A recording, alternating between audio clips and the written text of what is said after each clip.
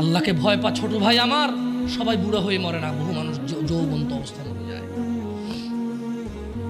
ছোট ভাই আমার, তোর ঘরেও বোন আছে, ভয় পা, আল্লাহকে ভয় পা। তুই এত বড় অপরাধে লিপ্ত হইস না। তুই মেয়েদের হাঁটু পর্যন্ত কাপড় তুলিস না, খবরদার খবরদার, তুই এটা করিস না। মানুষ তো বেশি নাই, তারপর আলহামদুলিল্লাহ সবাইকে কবুল করুন। কাঁটা দিয়ে কাঁটা তোলা লাগে সবাই বলে, কিন্তু কাঁটা দিয়ে কাঁটা তোলা যায় না। ঘিও সোজা আঙ্গুলেই নিতে হয়, না উঠলে বাঁকা করা যায় না। বাঁকা করলে উঠবে, কিন্তু অন্যায় করতে হবে।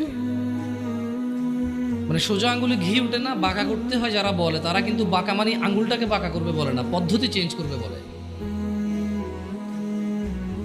তো আমার মনে হয় কিছু জিনিস পরিবর্তন হওয়া উচিত। অ্যাজ এ উদাহরণ উদ্ধৃতি হিসেবে ভালো ফ্রেশ জিনিস আসা উচিত, যেটা যেমন ওই কথা বলছিলাম শবে বরাত নিয়ে এক জায়গায়। আমি বললাম যে শবে বরাতের তো আরবি ট্রান্সলেশন লাইলাতুল কদর হয়, এটা তো রমজান মাসে হয়, রমজানের আগে হয় না। একটা পর্যায়ে এগ্রি করার পরে বললাম যে ঠিক আছে, তাহলে করাই ভুল না হলো বলাই হলেও ভুল আছে। তার মানে কিছু উদাহরণ উদ্ধৃতি দেখা যাচ্ছে যে আপনি মিনিং ভুল নাই, কিন্তু বলাই হলেও ভুল আছে, অথবা ভুল বের করা যেতে পারে, অথবা যে উদ্দেশ্যে বলা হয় উদ্দেশ্যগুলো ভালো না।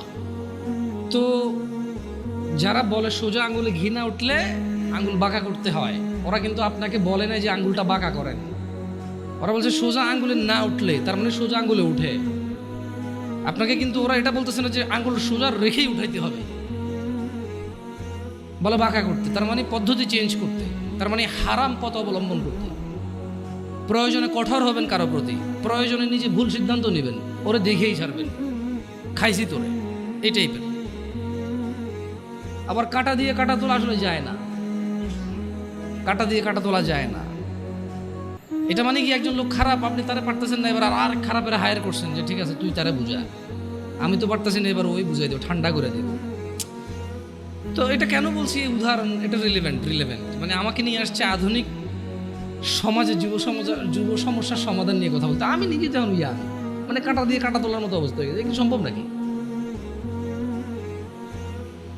মানে এরকম তো ওহি আসে নাই আমার জন্য যে এরপর আর আমার ভুল হচ্ছে না। আল্লাহ আশ্রয় দিক ভুল থেকে, চেষ্টা করবো সবাই আমরা ইনশাআল্লাহ। তো যখন আসলে যুবকদেরকে নিয়ে কথা বলতে চাই বলি, কারণ আমি ইয়াং, আমি আমার ভাই ব্রাদার নিয়ে কথা বলবো, খুব স্বাভাবিক। আমি আমার ভাই এবং বোনদের বুঝি, হয়তো অতটা না, অল্প কিছু কিছু, সব না। তো এটা অনেকেই বোঝে, হয়তো আমাকে আল্লাহ বলার তৌফিক দিয়েছে, আপনাকে আল্লাহ বলার শোনার তৌফিক দিয়েছে, এটা আমাদের মধ্যে ম্যাচ করছে। নাহলে জানে না এরকম মানুষ কিন্তু কম, সমাজে জানে না এমন মানুষ কম, আর মানে এমন মানুষও কম। একটা জায়গায় সিমিলারিটি আছে, জানে না এমন মানুষও কম, আবার মানে এমন মানুষও কম। তার মানে অধিকাংশ মানুষ জানলেও মানে না। আমি মানে বর্তমান যুবকদের যে প্রবলেমগুলো, এগুলো শুধু যুবকদের ইস্যু না, এগুলো এখন বড়দের ইস্যু। আপনি জানা বলেন, নেশা বলেন, এক লোক 20 বছর বয়সে সিগারেট খায়, সে 50 বছরও খায়। তো এটা আসলে কি যুবকের সমস্যা বলবেন না বৃদ্ধের সমস্যা বলবেন? It's a human problem actually. এটা মানুষের সমস্যা। ওর লোক, ওর চরিত্রেরই প্রবলেম। ওর এবারে জোয়ান চরিত্র আর বুড়া চরিত্র বলে কোনো কথা নেই জায়গায়। এক লোক গাঁজা খায়, মদ খায়, জানা করে, ও বিয়ের আগে করছে, বিয়ের পরেও করে। তো এটাকে জোয়ান সমস্যা বলবো আমি? যেটা জোয়ানদের সমস্যা, এটা যুবকদের সমস্যা না। তাহলে ভাবিরা যে অপকর্মে লিপ্ত হয়, ভাবি কখন হয়? যখন কারো বিয়ে হয় তখন সে ভাবি হয়। বিয়ের আগে কেউ ভাবি হয় নাকি? বিয়ের আগে তো কেউ ভাবি হয় না। বিয়ের আগে কাউকে কেউ দুলাভাইও বলে না। তো দুলাভাইরা যে এত প্রবলেম করতেছে শালিকাদের সাথে বা অন্য কলিগসদের সাথে, এটা তো মানে দুলাভাই কি, তার মানে কি মানুষের বয়স যখন 50 হয়ে যায় তখন কি তাকে দুলাভাই ডাকে না মানুষ? অন্য কিছু ডাকে না। আপনি যদি, হ্যাঁ, ইয়াংদের মধ্যে ওরা গোপন করতে পারে না। প্রবলেমটা কোথায়? প্রবলেম হচ্ছে 30 বছরের এক লোক মহিলার সাথে শুয়ে সমস্ত সম্পদ ব্যয় করে দিতে রাজি, যাতে কেউ না জানে। আর 17 বছরের ছেলে মেয়ের হাত ধরে এসে বন্ধু বান্ধবকে ফেসবুকে স্ট্যাটাস দিবে, আজকে ওর সাথে হোটেলে এসেছিলাম। এইখানে একটা ডিফারেন্সই আছে, যেটা আমি ফাইন্ডিং যেটা করছি আর কি। অপরাধ প্রবণতা আসলে জোয়ান বুড়া বলে কথা না। যার চরিত্র খারাপ তার চরিত্র খারাপ, যে আল্লাহকে ভয় করে না সে করে না। প্রবলেম হচ্ছে 35 বছরের ছেলে তার কলিগের সাথে অবৈধ সম্পর্ক, মহিলার সাথে অবৈধ সম্পর্ক লিপ্ত হয় এবং সে প্রয়োজনে এখানে চাকরি ছেড়ে দেবে, জমি বিক্রি করে ফেলবে, এটা যাতে কেউ না জানে। তাহলে কেন তার সংসার ভাঙবে? আর 15 বছর একটা ছেলে যাতে তার প্রেমিকার অন্য কোথাও বিয়ে না হয়, সে মিশা মিশা বলে ওই তো আমার সাথে ছিল ভাই 7 বছর থেকে সম্পর্ক, আপনি কি কোন বিয়ে করবেন ওরে, ওর পর থেকে সরে দাঁড়াও আমার প্রেমিকা। সো একজন জিনা করে ক্লেম করে, যতটুক করে এর থেকে বাড়াই বলে, কেন? যাতে ওর সিকিউরিটি হয়, এ মেয়ের যাতে অন্য কেউ বিয়ে না করে ওই বিয়ে করে। আরেকজন জেনা করে প্রয়োজনের সম্পদ এখানে কোরবান করে দেবে, কেন? কারণ যদি কেউ শুনে তাহলে ওর সংসার ভেঙে যাবে, মানে বিয়ে যেটা সেটা ভেঙে যাবে। দুইজনের সাইকোলজি দুই রকম, এই একটা পার্থক্য আমি দেখছি। আদারওয়াইজ বুড়া জোয়ান কেউ পিছায় নাই আর জানাবে বিচারে। কেমন? আবার যুবকরাও তো গোপন করতে পারে না, ও একটা হোটেলে যাবে, একটা পার্কে যাবে, সবার দিকে তাকায় থাকবে। এখন আমি যদি এই যে দাড়ি টুপি রেখে পাঞ্জাবি পরে যদি পাশে একটা বোরখা পরা মহিলা আমার পাশে হাঁটে, আমি যদি 10 ঘন্টা না 20 ঘন্টাও হাঁটি, পৃথিবীর একবারে অচেনা জায়গায় হাঁটি, পাবলিক ধরেই নিবে যারা বউ জামাই। প্রবলেম হচ্ছে 16-17 বছরের যুবক, গায়ে স্কুল মাদ্রাসার ইউনিফর্ম, মহিলা এবার বোরখানা যদি বস্তা গায়ে দিয়েও থাকে লাভ নাই। পাবলিক কবো যে এরা কারারে কেন হাঁটতেছে এই জায়গায়। এই কিছু প্রবলেম ফাইন্ডিংস হয় ইজিলি, কেমন? আদারওয়াইজ সব মানুষই এখন ব্যাকহিয়ালি। আফসোস লাগে কোন যুবকের জন্য, যে যুবক তার যৌবন আল্লাহ দিছে, তার মেধা আল্লাহ দিছে, যে যুবতী তার যৌবন আল্লাহ দিছে, মেধা আল্লাহ দিছে, কি একটা তর তাজা বয়স, কি একটা টাটকা ব্রেন, সুবহানাল্লাহ, একদম ফ্রেশ ক্লিন, এত পাপে জর্জরিত না, পাপ করে জং ধরে যায় না, এমন একটা হৃদয় আছে ওর, আল্লাহ ওকে দিছে এটা, সুবহানাল্লাহ। ওই হৃদয়টা দিয়েও সে অনুভব করে না আল্লাহকে এবং দ্বীনকে। সে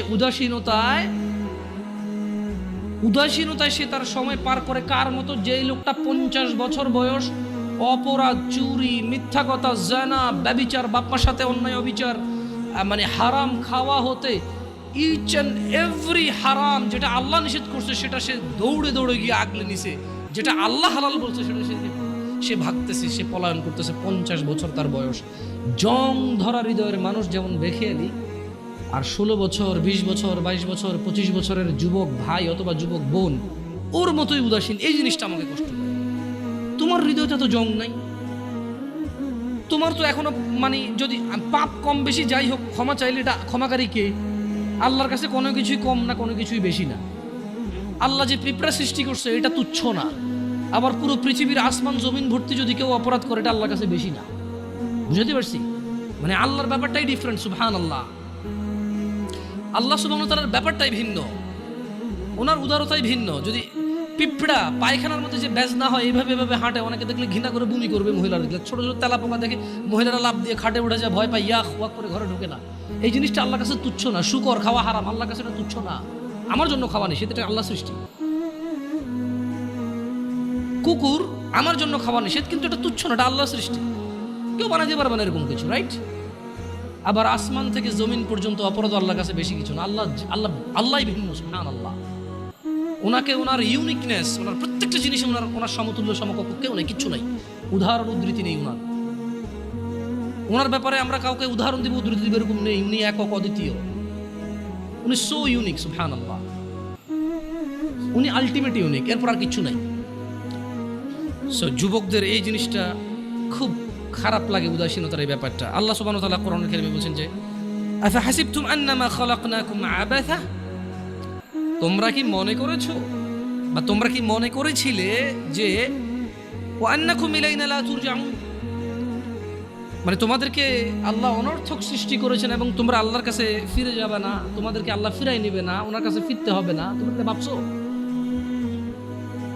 মানে 20 বছর বয়স, তোমার ঘুম আসলে ঘুম আসে, 2 দিন জেগে থাকতে চাইলে জেগে থাকতে পারো, হ্যাঁ, বল করতে পারো, ক্রিকেট খেলার সময় বল করতে পারো 60 কিলোমিটার বেগে, ফুটবলে কিক দিলে যে গোলকিপারে ধরে ওর হাত লাল হয়ে যায়, গরম হয়ে যায় তোমার কিকের পাওয়ারে, হ্যাঁ, তুমি এক দৌড় দিয়ে বুলেটের গতিতে যা হুন্ডার কাছে রেস দিতে পারো, সাইকেলের আগে দৌড়াইতে পারো, হ্যাঁ, আস্তে করে লুকিয়ে থাকা জাম্প দিয়ে যায়, বিড়াল ধরতে পারো, পাখি ধরতে পারো, হ্যাঁ, রাতের 2টা বাজে কাউরে ভয় পাও না, প্রেমিকার ঘরের সামনে যায় শার্ট খুলা তুই বাইরে বিড়ালে ব্লেড দিয়ে হাত কেটে এলাম, এগুলো বলতে পারো, চ্যালেঞ্জ দিতে পারো, তুমি একটা কিছু না?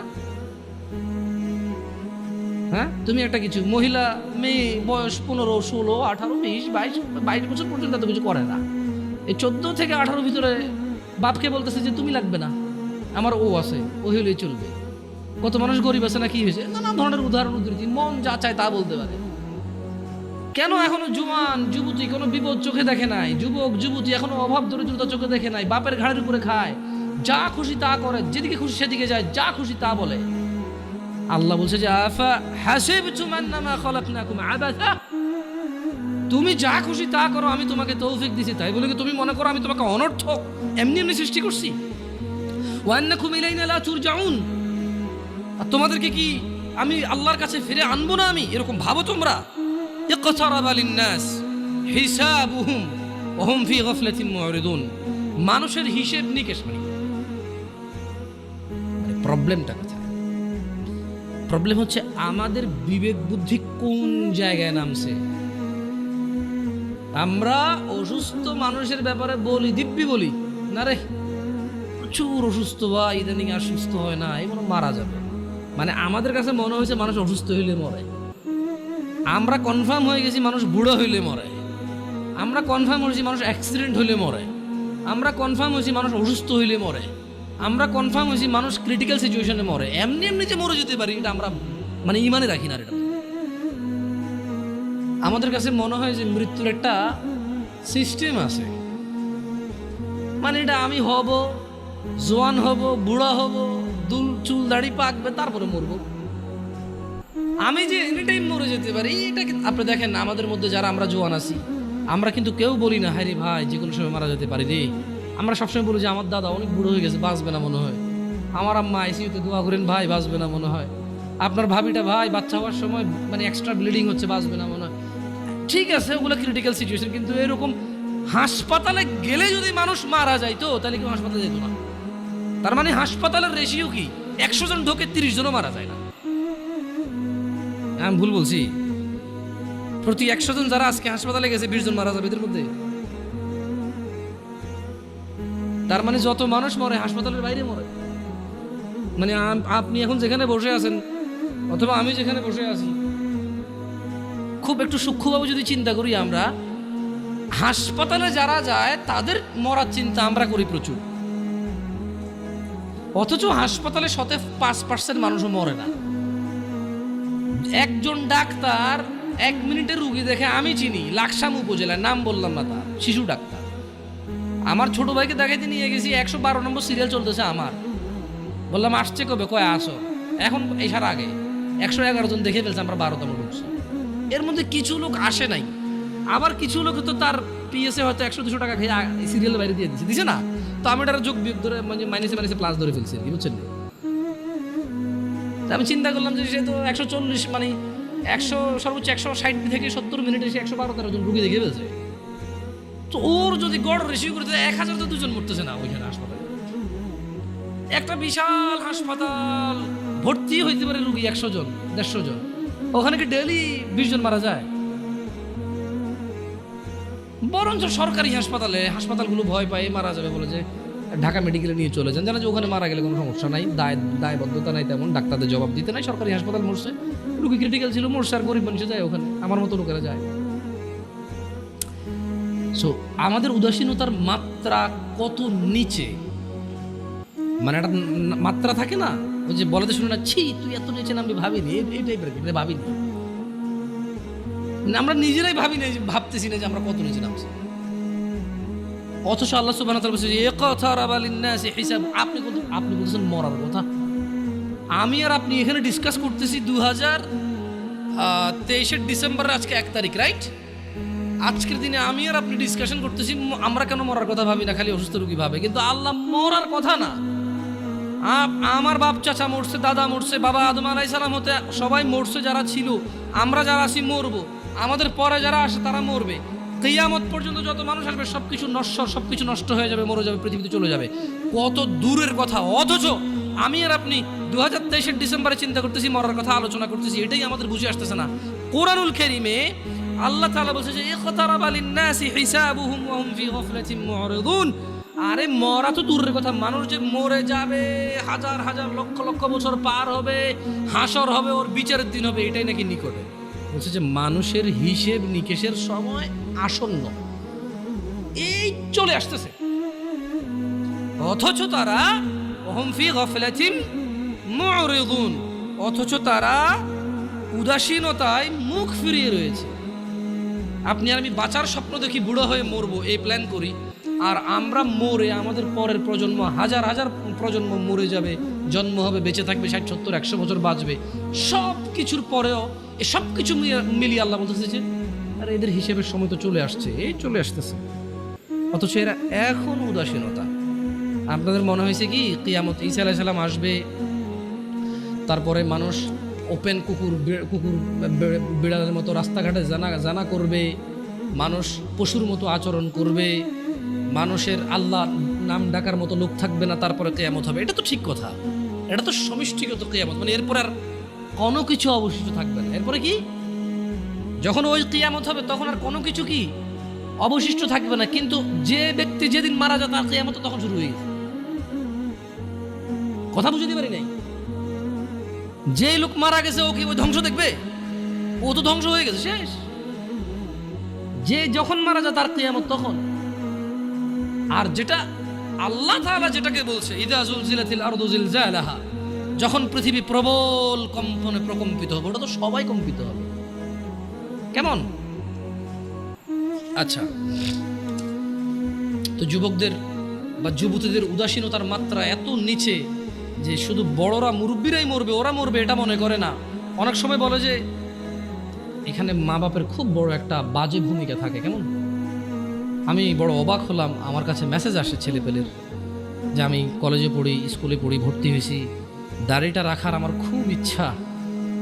আমি, কেউ বলে হুজুরদের, কেউ বলে আলেমদের, কেউ বলে শেখদের, যে যার মতো করে বলতে পারে, বলে যে আমি ওয়াজ মাহফিল কিছু লেকচার শুনি, দাড়ি রাখার এত প্রবল ইচ্ছা আমার, এত শখ যে আমি দাড়ি কাটবো না। কিন্তু বলছে যে হুজুর, আমার দাদা, দাদু, আব্বা আর আম্মা, একটা পরিবার এত জঘন্য হলে কিভাবে হবে? একজন দুজন না হয়, দাদা, বাপ, দাদা, দাদি, মা, মানে কি?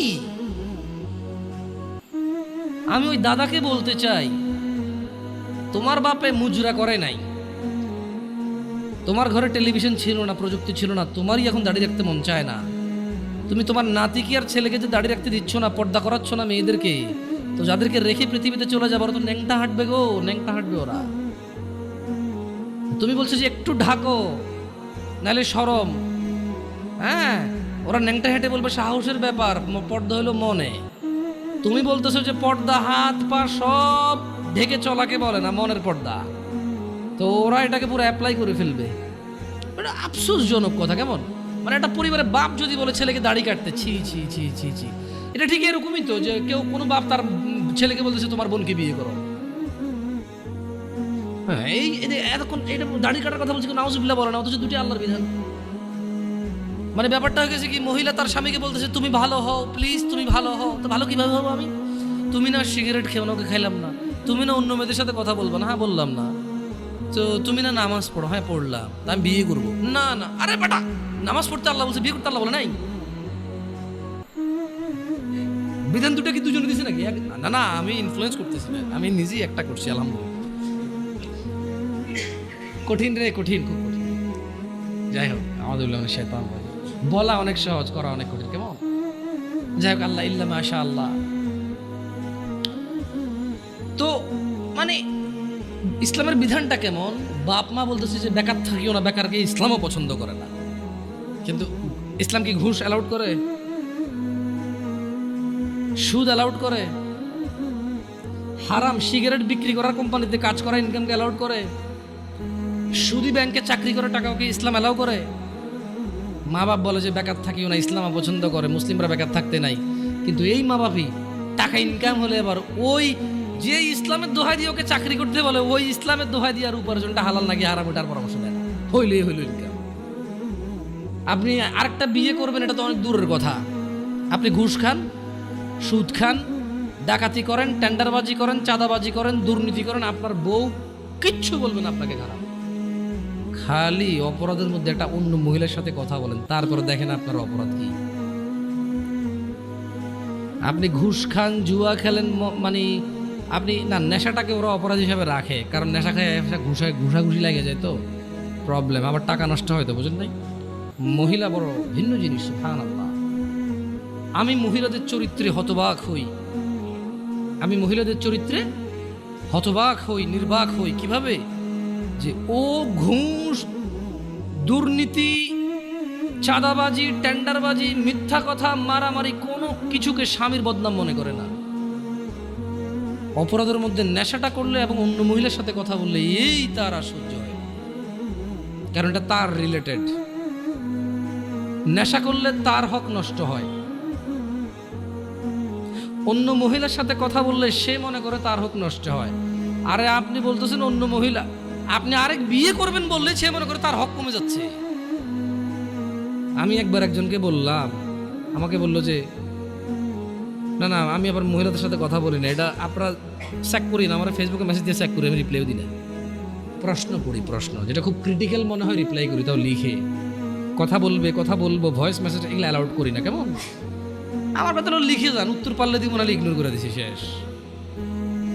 তো বলছে যে আচ্ছা হুজুর, আমার স্বামী আরেক বিবাহ করবে, তো আচ্ছা এরকম কমপ্লেন কি 60 বছরের মহিলা দেয়, 40 বছরের মহিলা দেয়? এই জোয়ান মহিলা, জোয়ান পুরুষদেরই ঘটনা। এই মাত্র দাড়ি টাড়ি রাখছে, একটু কোরআন পড়তেছে, বিয়ে অর্ধেক দিন, হ্যাঁ একটু আগে 4-5টা গার্লফ্রেন্ড ছিল আর কি, এখন সে একটু দিনে চলে আসছে না, দিনে চলে আসছে। 4-5টা গার্লফ্রেন্ড ছিল, এখন 1 লাখ বউ নিয়ে থাকতে। ইসলাম তো বিয়ে অ্যালাউডই করছে। এখন সে বিয়ে করছে 3 বছর, আরেক বিয়ে করার জন্য পাগল হয়ে গেছে 1.5 বছর থেকে। মানে তার প্রথম বিয়ের বয়সে 3 বছর 1.5 বছর থেকে ঝগড়া চলতেছে, করে আরেক বিয়ে লয়ে। বোঝেন, ওই ক্যাটাগরির কিছু সিচুয়েশন আছে। তো মহিলা বলছে যে মানে দিনী বোন বলছে যে লিখছে আর কি। তো আমি মনে হয় 15 বা 20 দিন পরে মেসেজ ওপেন করে দেখলাম যে, বলি হ্যাঁ লম্বা এক চিঠি। প্রথম কথা এত লম্বা লিখলে আমি ইগনোর করে পড়ি না, আমি কিন্তু কে পড়বে এটা। তো তারপর আল্লাহর ওয়াস্তে পড়তে বলেছে। আমি লিখেছি যে আল্লাহর ওয়াস্তে বলা ঠিক না, আপনি এটা বলবেন না কখনো, কেমন কাউকে বলবেন না। তো ঠিক আছে, পড়তেছি এক পর্যায়ে বললো যে আমার স্বামী আরেক বিবাহ করতে চায়। তো আমি বললাম আল্লাহ তাকে এই অধিকার দিছে, করতেই পারে, হোয়াট ইজ ইউর প্রবলেম? তো সে রিপ্লাই দিল যে না হুজুর, ব্যাপার হচ্ছে আমি এখন একা, আমারই হক ঠিকভাবে আদায় করতে পারে না। সে যদি আরেক বিবাহ করে তাহলে আমার হক কি কমে যাবে না? আমি বললাম কিভাবে? বলো যে ইসলাম তো ইনসাফ হিসেবে বলছে এই বউয়ের কাছে যা থাকবে এই বউয়ের কাছে তা থাকবে, তাহলে আমারটা ভাগ হয়ে অর্ধেক হয়ে গেল না, কমে গেল না? আমি বললাম তাহলে আপনারা ভাই বোন কয়জন? 3-4 জন। আমি বললাম তো আপনার আব্বা যখন প্রথম ছেলে হয়েছে, ওই ছেলে তো বলা ছিল আব্বা আরেকটা পোলা হওয়া মানে আমার জমিতে ভাগ হওয়া, খবরদার। সিম্পল কথা না? স্বামী যখন 2 বিয়ে করে বউর হক ভাগ হয়ে যায়, অর্ধেক হয়ে যায়, এটা জুলুম। তাহলে কোনো মা বাপের উচিত না একটার বেশি সন্তান নেওয়া, কারণ যত সন্তান তত ভাগ। যে যারা এগুলা মানে ইয়াংদের মধ্যে প্রবলেমগুলো বেশি আছে, তাহলে তো দিনী বোন তখন তো চিন্তা করা উচিত যে আমি তো পৃথিবীতে আসতে পারতাম না। আমার মা বাপ যদি চিন্তা করতো বাচ্চা একটা হয়েছে আরেকটা হলে ভাগ হয়ে যাবে জমি, তো আমারই দুনিয়াতে আসার কোনো কায়দাই ছিল না, ঠিক না? তা আসলে কেউ কারো হক কমাইতে পারে না, বাড়াইতে পারে না। যার জন্য আল্লাহ যা বরাদ্দ করেছে তার উপরে কি করতে হবে? এই থাকতে হবে। উদাসীনতা থাকা যাবে না। যুবকদের উদাসীনতার মধ্যে ছেলেদের প্রবণতা। আচ্ছা মহিলাদের কথা বললাম, পরে আবার আমি দেখছি কিছু ইউটিউব চ্যানেলে যাওয়ার পরে মহিলারা পুরো খেপে যায়, বড় জন্য একতরফা কথা বলছে। গার্মেন্টস কর্মীদেরকে নিয়ে ছেলেদের খুব বাজে মন্তব্য থাকে, বিশেষ করে তারা রিয়েলিটি জানেও না, তাদের অবজারভেশন ঠিক আছে। প্রশ্ন, আমি মুফতি না, কোনো প্রশ্ন উত্তর নাই এদের। আচ্ছা আপনারা জাজ করবেন, এটা আমি আপনাদের অনুরোধ করবো। আপনারা নাহলে ধ্বংস হয়ে যাবেন, আপনাদের উপায় থাকবে না। নাইলে খবরদার যাকে তাকে প্রশ্ন করবেন না। আমি যাকে তাকের মধ্যে পড়ি, মনে করো না যেই সেই, আমি যেই সেই। টুকটা যেটা কথা বলতে পারি আলহামদুলিল্লাহ, আল্লাহ এতে বরকত দান করুন। ডাক্তার নির্বাচনের ক্ষেত্রে কিন্তু 5-7 জনকে জিজ্ঞেস করেন কোন ডাক্তারটা ভালো হবে, মেডিসিন নাকি ডেন্টাল নাকি ওই যে কিডনি নাকি অর্থোপেডিক্স, হোয়াট এভার। সো মুসলিমদের উচিত প্রশ্ন যখন তার কোন ক্যাটাগরির প্রশ্ন, এই ক্যাটাগরির প্রশ্নের জন্য কোন আলেমটা ভালো হবে, এভারেজ অ্যান্সার নিয়ে। তালাকের প্রশ্ন যাকে তাকে জিজ্ঞেস করি না, এটা আমি অনুরোধ করবো। আচ্ছা সবাইকে জিজ্ঞেস করেন, আমাকে জিজ্ঞেস করি না, আমি খুব খুব ক্রিটিক্যাল এইসব অ্যান্সার। সো টাফ, কারণ খুব জিম্মেদারি। বিশেষ করে তালাক এত বাজেভাবে হয় এই দেশে। তালাক দিছে 3বার, বলছে এখন কি 3বার বলছে যে 3বার হয়েছে নাকি হয় নাই, এটা কনফিউজ থাকা অবস্থায় বউরে নিয়ে আসে আরেকবার তালাক দিয়ে দিচ্ছে, এরপরে আনতে পারবে কিনা এটা হলো প্রশ্ন। So critical.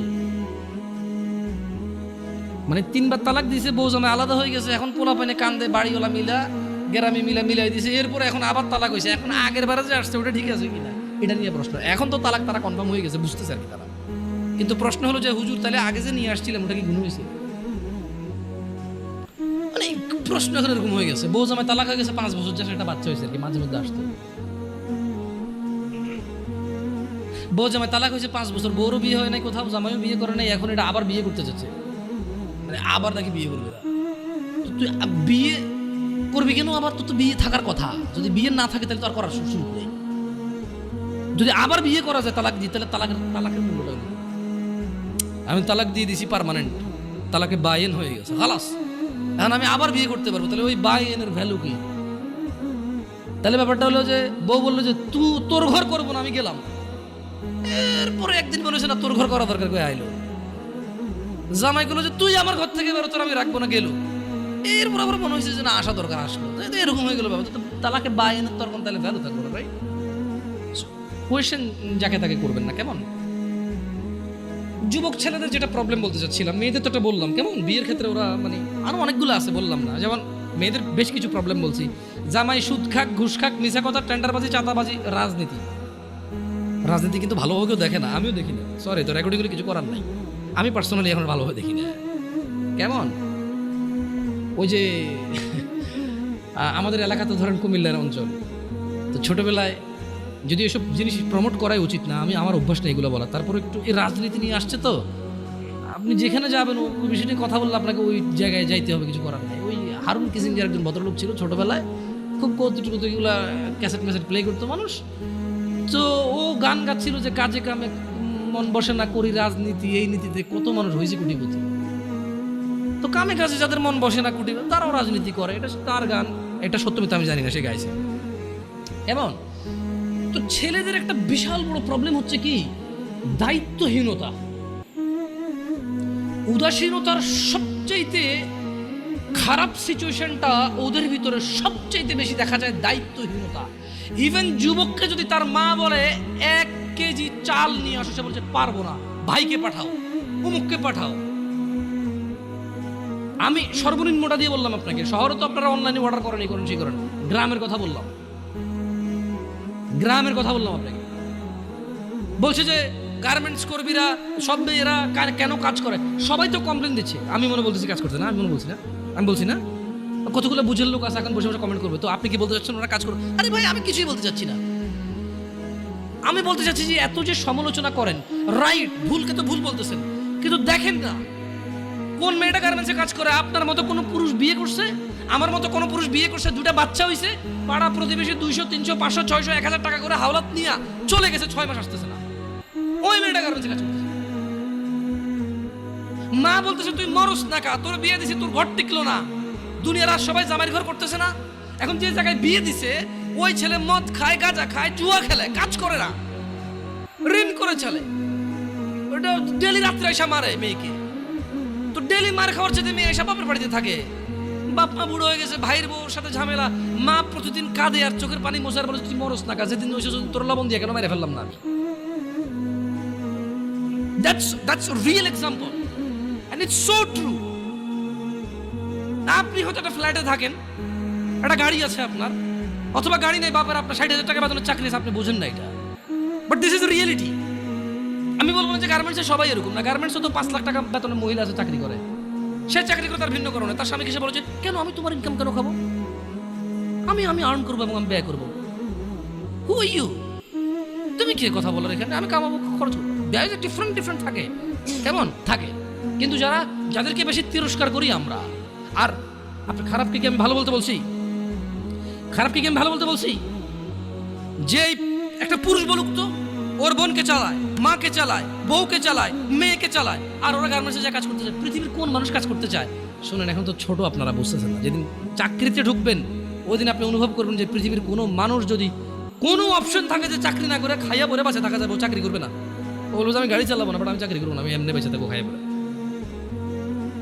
অসুস্থ হলে যদি বেশি টাকা না লাগতো মানুষের, বোন বিয়েতে যদি টাকা না লাগতো মানুষের, বাজার করতে যদি টাকা না লাগতো মানুষের, অধিকাংশ মানুষ বলতো যে ভাই, যদি কেউ বলতো যে দিনে তোর একটা করে ঘুষি দিব আর পুরো দিন তোর থাকা খাওয়া শিখছে সব আমার, বলতো ভাই আসতে দিস ভাই, একটু প্রয়োজনে কম খাওয়াইস, কম কম পোশাক দিস, হাসবেন হয়তো আপনি, বাট এটা হয়তো হইতে পারতো হয়তো। কারণ আমরা তো দেখি চাকরিজীবীদের কি বিরক্তি, চাকরিজীবীদের যে চাকরি করা কি বিরক্তি। না, বিরক্ত হওয়া উচিত না, কর্ম করা উচিত। আমি রিয়েলিটি বলতেছি, মানুষের মানে এক্সপ্রেশনটা বলতেছি আপনাদেরকে।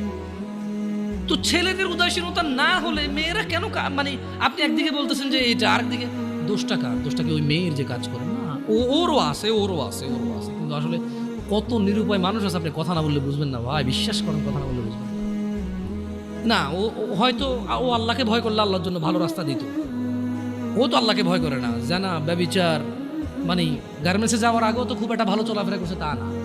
আপনি গার্মেন্টস কেন বলবেন? আপনি ধরেন না একবারে কোনো বড় কোনো একবারে ধরেন কিছু একটা বিশাল আয়োজন, ওটাই হোক না হোয়াট এভার, কিন্তু বাপরে এরা জানি আবার টাইটেল দেন যে নারী কি উন্নয়নে বাধা দিচ্ছি আমি।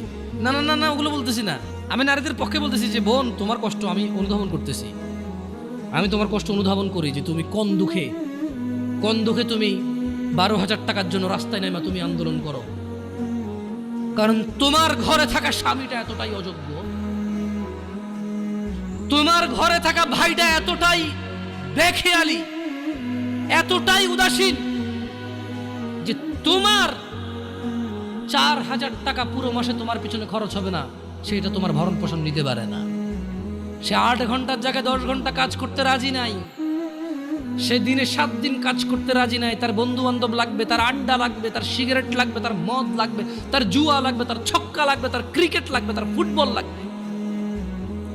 এই সবের পিছনে যতটুকু সময় ব্যয় করে, যে কোনো একটা কিছু বাদ দিলে, যারা সিগারেট ধূমপায় তারা শুধু সিগারেটের টাকা দিয়ে বোন চালাইতে পারে।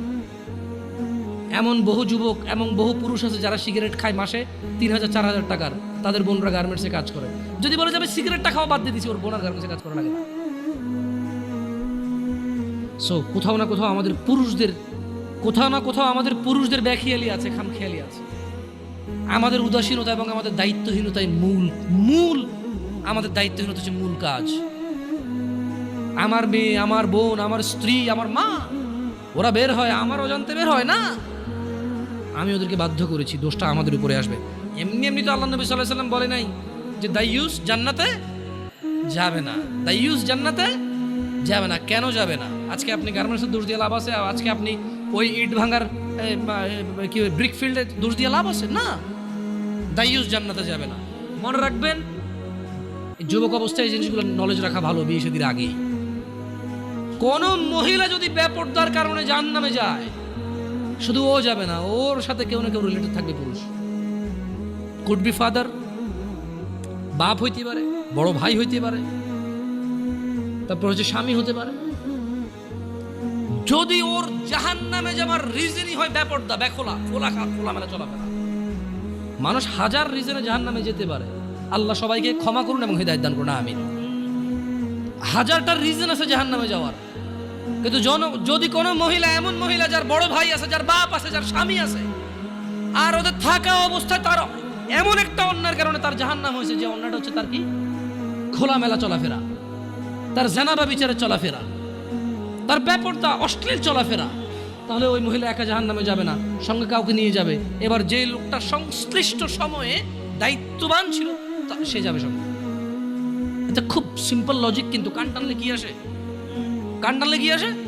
ওই মহিলা যদি সংশ্লিষ্ট রিজনে যদি জাহান্নামে যায়, সংশ্লিষ্ট সময়ে যে দায়িত্ববান পুরুষ তার অভিভাবকত্বের মধ্যে ছিল, যার উচিত ছিল তার জন্য সামর্থ্য অনুযায়ী জামা কাপড় কিনা সুন্দর দেখে, সামর্থ্য অনুযায়ী খাওয়ার দাওয়ার ব্যবস্থা করা, তার আর অর্থনৈতিক অবস্থার উপরে ডিপেন্ড করে, সামর্থ্য অনুযায়ী ওর কমফোর্ট জোনে রাখা হোক, সামর্থ্য অনুযায়ী যতটুকু আছে উজাড় করে দেওয়া ওর পিছনে, সংশ্লিষ্ট ব্যক্তিটার জন্য দায়ী থাকবে। যদিও ভিন্ন কারণ, এখন টাকা পয়সাই হয়েছে, বিষয়ের জন্য খেয়াল রাখে না, গাড়ি টাড়ি কিনে দিছে, ছোট ছোট জামা কাপড় কিনে দিছে, এগুলো পরে ঘরে, এটা ভিন্ন কথা। তবে আমি ছিলাম যারা কর্মজীবী, যারা নিম্ন কর্মজীবী, তাদের কথা বলছি। যে কোনো অপরাধকে যুবকদের এখন একটা প্রবলেম হচ্ছে, যেটা বুড়োদের মধ্যে ছিল না। বুড়োদের একটা সমস্যা কি, মানে এমনভাবে কথা কয় না, বুড়ো বলবো না, বয়স্কদের, সরি আমার ভাষার কারণে কথা কিন্তু মিনিং চেঞ্জ হয়ে যাবে, বুঝছেন? আর এটা আমার ওইভাবে নিয়েও যাবে না, আমি খারাপ উদ্দেশ্য নিয়ে বলতেছি না। মানে যারা বয়স্ক বৃদ্ধ তারা দেখবেন যে কিছু হলে বলে যে আমগো যুগে এগুলো ছিল না ভাই, কি যুগ আইলো, রাইট? এটার কথা বলে। মানে উনি যেভাবে বলতেছে মনে হয় যেন ওনার যুগে কোনো মা বাপের পোলা পায় নাই, ধাক্কায় নাই, মনে হয় যেন কোনো ভাই ভাই মারামারি করে মাথা ফাটায় মারা যায় নাই, মনে হয় যেন ভাই আর ভাবির কেলেঙ্কারিতে পরে বিয়ে ভাঙি আবার নতুন করে বিয়ে দেয় নাই, মনে হয় যেন মামু আর ভাগিনা ধরা পড়ে নাই। এরা এমন ভাবে বলে কিনা এগুলো একটা কথা, বয়স্করা বলে। আর জোয়ানরা একটা বিশাল বড় প্রবলেম, যে কোনো প্রবলেমকে সলভ করে ভাই ডিজিটালাইজেশন, ভাই যোগ বুঝছেন, স্পিডি, হ্যাঁ গতি, ভাই গতি আলাদা, আপনি বুঝবেন না ভাই, এখন এটাই ট্রেন্ড, এখন চলেই এমতে। হ্যাঁ মানে জোয়ানদের কথা হচ্ছে ভাই এটা আপনি বুঝবেন না, এখন চলেই এমনি ভাই, ধর ভাই আপনি ভাই আগের কথা কয়ে লাভ আছে ভাই? হ্যাঁ আপনি ওরে যাই বলেন, আপনি বলবো যে আগের কথা কয়ে লাভ আছে। আর বয়স্ক লোকে যে অপরাধী দেখে এমন একটা ভাব করে আমার জন্য আগে ছিল না, ছিল বাট প্রচার কম হয়েছে, প্রচার কম হয়েছে। আচ্ছা অবশ্য যে কোনো অপরাধ প্রচার হয়ে গেলে অপরাধ বড় অপরাধ, এটাই বাস্তব কথা। দেখেন আউযু বিল্লাহি মিনাশ শাইতানির রাজিম, যে কোনো অপরাধকে আধুনিকতার কথা বলে সে মানে ই করা যাবে না, ইগনোর করা যাবে না। কেন? বালিল ইনসানু আলা নাফসিহি বাসীরা, আল্লাহ সুবহানাহু ওয়া তাআলা বলছে যে বরং মানুষ নানা অজুহাতের অবতারণা করে। কেমন? ওয়ালাউ আলকা, সরি, বালিল ইনসানু আলা নাফসিহি বাসীরা, বরং মানুষ নিজের সম্পর্কে সে নিজেই সম্যক অবগত। কেমন? ওয়ালাউ আলকা মাআযীরা, ওয়ালাউ আলকা মাআযীরা, যদিও সে নানা অজুহাতের অবতারণা করে। এখন মুরব্বীর অজুহাত হচ্ছে যে কি যুগ আইছে, আর জোয়ানের অজুহাত হচ্ছে যে ভাই যুগ আগেরটা নাই, এখন আর আগের যুগ বাগে খাইছে। জোয়ানের যে কোনো প্রবলেম ও বলে আগের যুগ বাগে খাইছে, আর মুরব্বীর যে কোনো প্রবলেম ও বলে যে আরে কি যুব না আইলো। কিন্তু ওই অপরাধ কিন্তু ওনার ছেলেই লিপ্ত, ওনার নাতেই লিপ্ত। তারপরে গ্রাম অঞ্চলে, শহরে তো আসলে ওইটা নাই বলে লাভ নাই। গ্রামে তো মনে করেন সবার ঘরে টিভি আছে, কিন্তু আবার ওই যে প্রত্যেকটা দোকানের মোড়ে মোড়ে একটা করে দোকান আছে, চা, বেশ কিছু দোকান আছে যেখানে চা পরোটা, আর বিশেষ করে সারাদিন 24 ঘন্টা চাটাই চলে ননস্টপ। আর সকালে পরোটা বানায়, বিকেলে পুরি বা কেউ সিঙ্গারা বানায়, আর ডিফারেন্ট কেউ সেমাই রান্না করে, কেউ সুজি পায়েস, মানে কেউ হালুয়া বানায়, তো এইভাবে এটা দিয়ে চলে।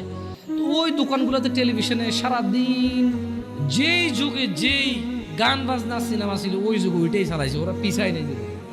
যদি বাংলাদেশ সরকার মানে আমাকে কখনো প্রশ্ন করে যে কারা ডিজিটালাইজেশনের সর্বোত্তম ব্যবহার করছে মানে সবার আগে এবং পুঙ্খানুপুঙ্খু, আমি বলবো যে গ্রামের চা দোকানগুলো। যেই যুগে যেই সিনেমা যতটুক খুইলা মেলা নাচছে, ওই যুগে ওই সিনেমা ওই গান ওগুলোই ওরা চালাইছে ওদের টিভিতে। ওরা কোনোদিন পিছ ভাই সবার আগে ভাই চালাই দিত। বাপ দোকানদারি করে, ছেলে দোকানদারি করে, বাপ ছেলে দুজনের সামনে এইসব গান বাজনা বাজে। আর আপনাকে একটা কথা বলি, ওই দোকানের অধিকাংশ কাস্টমার কারা জানেন? যারা বসে বসে সিনেমা নাটক দেখে, অধিকাংশ 30-35 প্লাস মানুষ। কেন? 40 প্লাস 50 প্লাসই বেশি। কেন? 40-50 প্লাসই বেশি মানুষ। কেন? ছেলে বিদেশ আছে, টাকা পাঠায়, বাপে কাজ করে না এখন, আর আগে হাল চেষ্টা শেষ করতো, রাইট? তো এখন ওখানে জোয়ানদের সিরিয়াল কম কেন? কারণ মুরব্বী আছে তো ঢুকতে পারে না। এটা তো শহর না যে আবে তুই কেঠা, তুই কেঠা, এটা তো গ্রাম, তো তুই কেঠা বলে ঘুষে না ভাঙে আমি কে মানি। ওখানে একটা এখনো হিসেব চলে যে অমুক চাস্তো চাষা, জ্যাঠতো চাষা, দাদার ভাইয়ের ভাই, দাদার শালার মামু, রিলেশন ওখানে খুব এফেক্ট আনে রাখে, বুঝছেন? আপনি জোয়ান মানুষ দোকানে ঢুকে কয়ে দেবেন যে ও বসে রয়েছে কেন, ওই বেটা সিগারেট খাইব আর টিভি দেখবো, আর আপনি যখন ঢুকে বসবেন পোলাটা কার রে, চরম বেয়াদব হইছে। আমগো যুগে তো আমরা মুরব্বী দেখলে জুতো হাত বকুলের নিচে লয়ে আসছি, এতে দেখি আমি যে চেয়ারে বই টিভি চাই। জিনিস কিন্তু একটাই, দুজনে চাইতেছে, কিন্তু ও ছোট তো চাইলে সমস্যা, বড়রা চাইলে সমস্যা না। এটা কিরকম? ছেলে যখন বাপের সামনে সিগারেট খাইব, তুমি বড় বেয়াদব, ও আমার সামনে সিগারেট খায়। বাপে যখন ছেলের সামনে সিগারেট খায়, ইটস টোটালি ফাইন। কাজ কয়টা? কাজ কয়টা? বাপের জন্য আর ছেলের জন্য গিয়া হইল না। না এখন আবার কিছু লোক উদাহরণ দেব, আপনি বাপ্পাটাকে কি এক মনে করেন? তাহলে মায়ের পায়ের নিচে কেন ছেলের জান্নাত? ও ভাই ওটা তো ঠিক আছে, কিন্তু অপরাধের ক্ষেত্রে তো সবাই সমান। কারণ অপরাধ তো বাপের সাথে করতেছে না, করতেছে কার সাথে? তো এই হলো যে মানে আমাদের ধরেন আধুনিকতা বলে মিথ্যা সান্ত্বনা দিয়ে সব কিছুকে উড়িয়ে দেওয়া। আল্লাহ সুবহানাহু ওয়া তাআলা কোরআনুল কারীমে আপনারা এই ওয়াল আদিয়াতি দবহা সূরাটা পারেন কেউ? এই ওয়াল আদিয়াতি দবহা মানে এই সূরার মধ্যে খুব সুন্দর একটা আয়াত আছে। আমি প্রায় যখন মাগরিবের নামাজে এই সূরাটা পড়ি আমার মানে সুবহানাল্লাহ নিজেকে নিজে দাওয়াত দেওয়া হয়, নিজের ব্যাপারে নিজের উদাসীনতাগুলো ধরা পড়ে। কেন? ওখানে আল্লাহ তাআলা বলছে যে আউযু বিল্লাহি মিনাশ শাইতানির রাজীম, ইন্নাল ইনসানা লিরাব্বিহি লাকানুদ। নিশ্চয়ই মানুষ তার রবের প্রতি বড়ই অকৃতজ্ঞ। আল্লাহ স্বীকৃতি দিচ্ছে, আল্লাহ স্টেটমেন্ট দিচ্ছে, আল্লাহ ঘোষণা দিচ্ছে, আল্লাহ জানিয়ে দিচ্ছে মানুষকে মানুষের স্বভাব চরিত্র। ইন্নাল ইনসান নিশ্চয়ই মানুষ, লিরব্বিহি তার রবের প্রতি, লাকানুদ বড়ই অকৃতজ্ঞ, ওয়া ইন্নাহু আলা যালিকা লাশাহীদ এবং সে যে অকৃতজ্ঞ তার রবের প্রতি এই কর্মে সে নিজেই সাক্ষী। তো অকৃতজ্ঞ অনেকগুলো কারণের মধ্যে ছোট্ট একটা কারণ হিসেবে আল্লাহ বলছে যে ওয়া ইন্নাহু, সে তার রবের প্রতি তো খুব অকৃতজ্ঞ এবং এর জন্য সে নিজেই তার সাক্ষী। সে অকৃতজ্ঞ তো করে ওয়া ইন্নাহু, আর সে ওয়া ইন্নাহু লিহুব্বিল খায়রি লাশাদীদ, আর ধন সম্পদের প্রতি অবশ্যই সে খুব আসক্ত। আফালা ইয়ালাম, সে কি জানে না? ইযা বু'সিরা মা ফিল কুবুর, যখন কবরে যা কিছু আছে সেগুলোকে উত্থান করা হবে, উপস্থিত করা হবে। ইন্নাল ইনসানা লিরাব্বিহি লাকানুদ, নিশ্চয়ই মানুষ তার রবের প্রতি অকৃতজ্ঞ। মহিলা এবং পুরুষ উভয়কে এখানে বলছে ওয়া ইন্নাহু আলা যালিকা লাশাহীদ, আর নিশ্চয়ই এই কাজে সে নিজেই সাক্ষী। ওয়া ইন্নাহু লিহুব্বিল খায়রি লাশাদীদ, ধন সম্পদ জমিয়ে রাখতে সে খুবই আসক্ত। সে কি জানে না? ফালা ইয়ালাম, সে কি জানে না? ইযা বু'সিরা মা ফিল কুবুর, যখন কবরের ভিতরে যা আছে তা উত্থিত করা হবে। এটা কি সে জানে না? আমরা কি জানি না আমরা মরবো? বাট আমরা তো তখন জানি না। যখন আমরা ধন সম্পদে খুব আসক্ত হয়ে যাই, যখন আমরা ছেলে সন্তানে খুব আসক্ত হয়ে যাই, তখন তো আমরা এটা মাথায় রাখি না। হারাম হালাল, আল্লাহ এবং মানুষের, আমার কাজ আর আল্লাহর কাজ, তখন তো আমরা ইম্পর্টেন্সটা দিতে পারি না। সত্য থেকে বিমুখ হওয়া অন্যতম একটি কারণ যুবকদেরকে বেখেয়ালি করে রেখেছে। আল্লাহ তাআলা কোরআনুল কারীমে বলছেন ওয়ামান আযলামু মিম্মান যুক্কিরা বিআয়াতি রাব্বিহ, আর তার চেয়ে অধিক জালেম কে হতে পারে? বিআয়াতি রাব্বিহ, যাকে তার রবের আয়াত সমূহ সম্পর্কে স্মরণ করিয়ে দেওয়া হয়েছে। ফাআরাদা আনহা ওয়া নাসিয়া মা কদ্দামাত ইয়াদাহ, অতঃপর সে তা থেকে মুখ ফিরিয়ে নিয়েছে, বিমুখ হয়েছে এবং সে ভুলে গিয়েছে। ইন্না জাআলনা আলা কুলুবিহিম আকিন্নাহ আন ইয়াফকাহুহু ওয়া ফি আযানিহিম ওয়াকরা ওয়া ইন তাদউহুম ইলাল হুদা ফালান ইয়াহতাদু ইযান আবাদা। আর তার চেয়ে অধিক জালেম কে হতে পারে, যাকে তার রবের আয়াত সমূহ সম্পর্কে স্মরণ করিয়ে দেওয়া হয়েছে, অতঃপর সে তা থেকে মুখ ফিরিয়ে নিয়েছে এবং সে ভুলে গিয়েছে, তার দু হাত পেশ করেছে। নিশ্চয়ই আমরা, আল্লাহ বলছেন, তাদের অন্তরের উপর আবরণ দিয়েছি যেন তারা কোরআন বুঝতে না পারে, এবং তাদের কোনো বধিরতাও, তাদের কানে বধিরতাও এঁটে দিয়েছি। আর আপনি ও মুহাম্মদ সাল্লাল্লাহু আলাইহি সাল্লাম তাদেরকে সৎ পথে ডাকলেও তারা কখনো সৎ পথে আসবে না।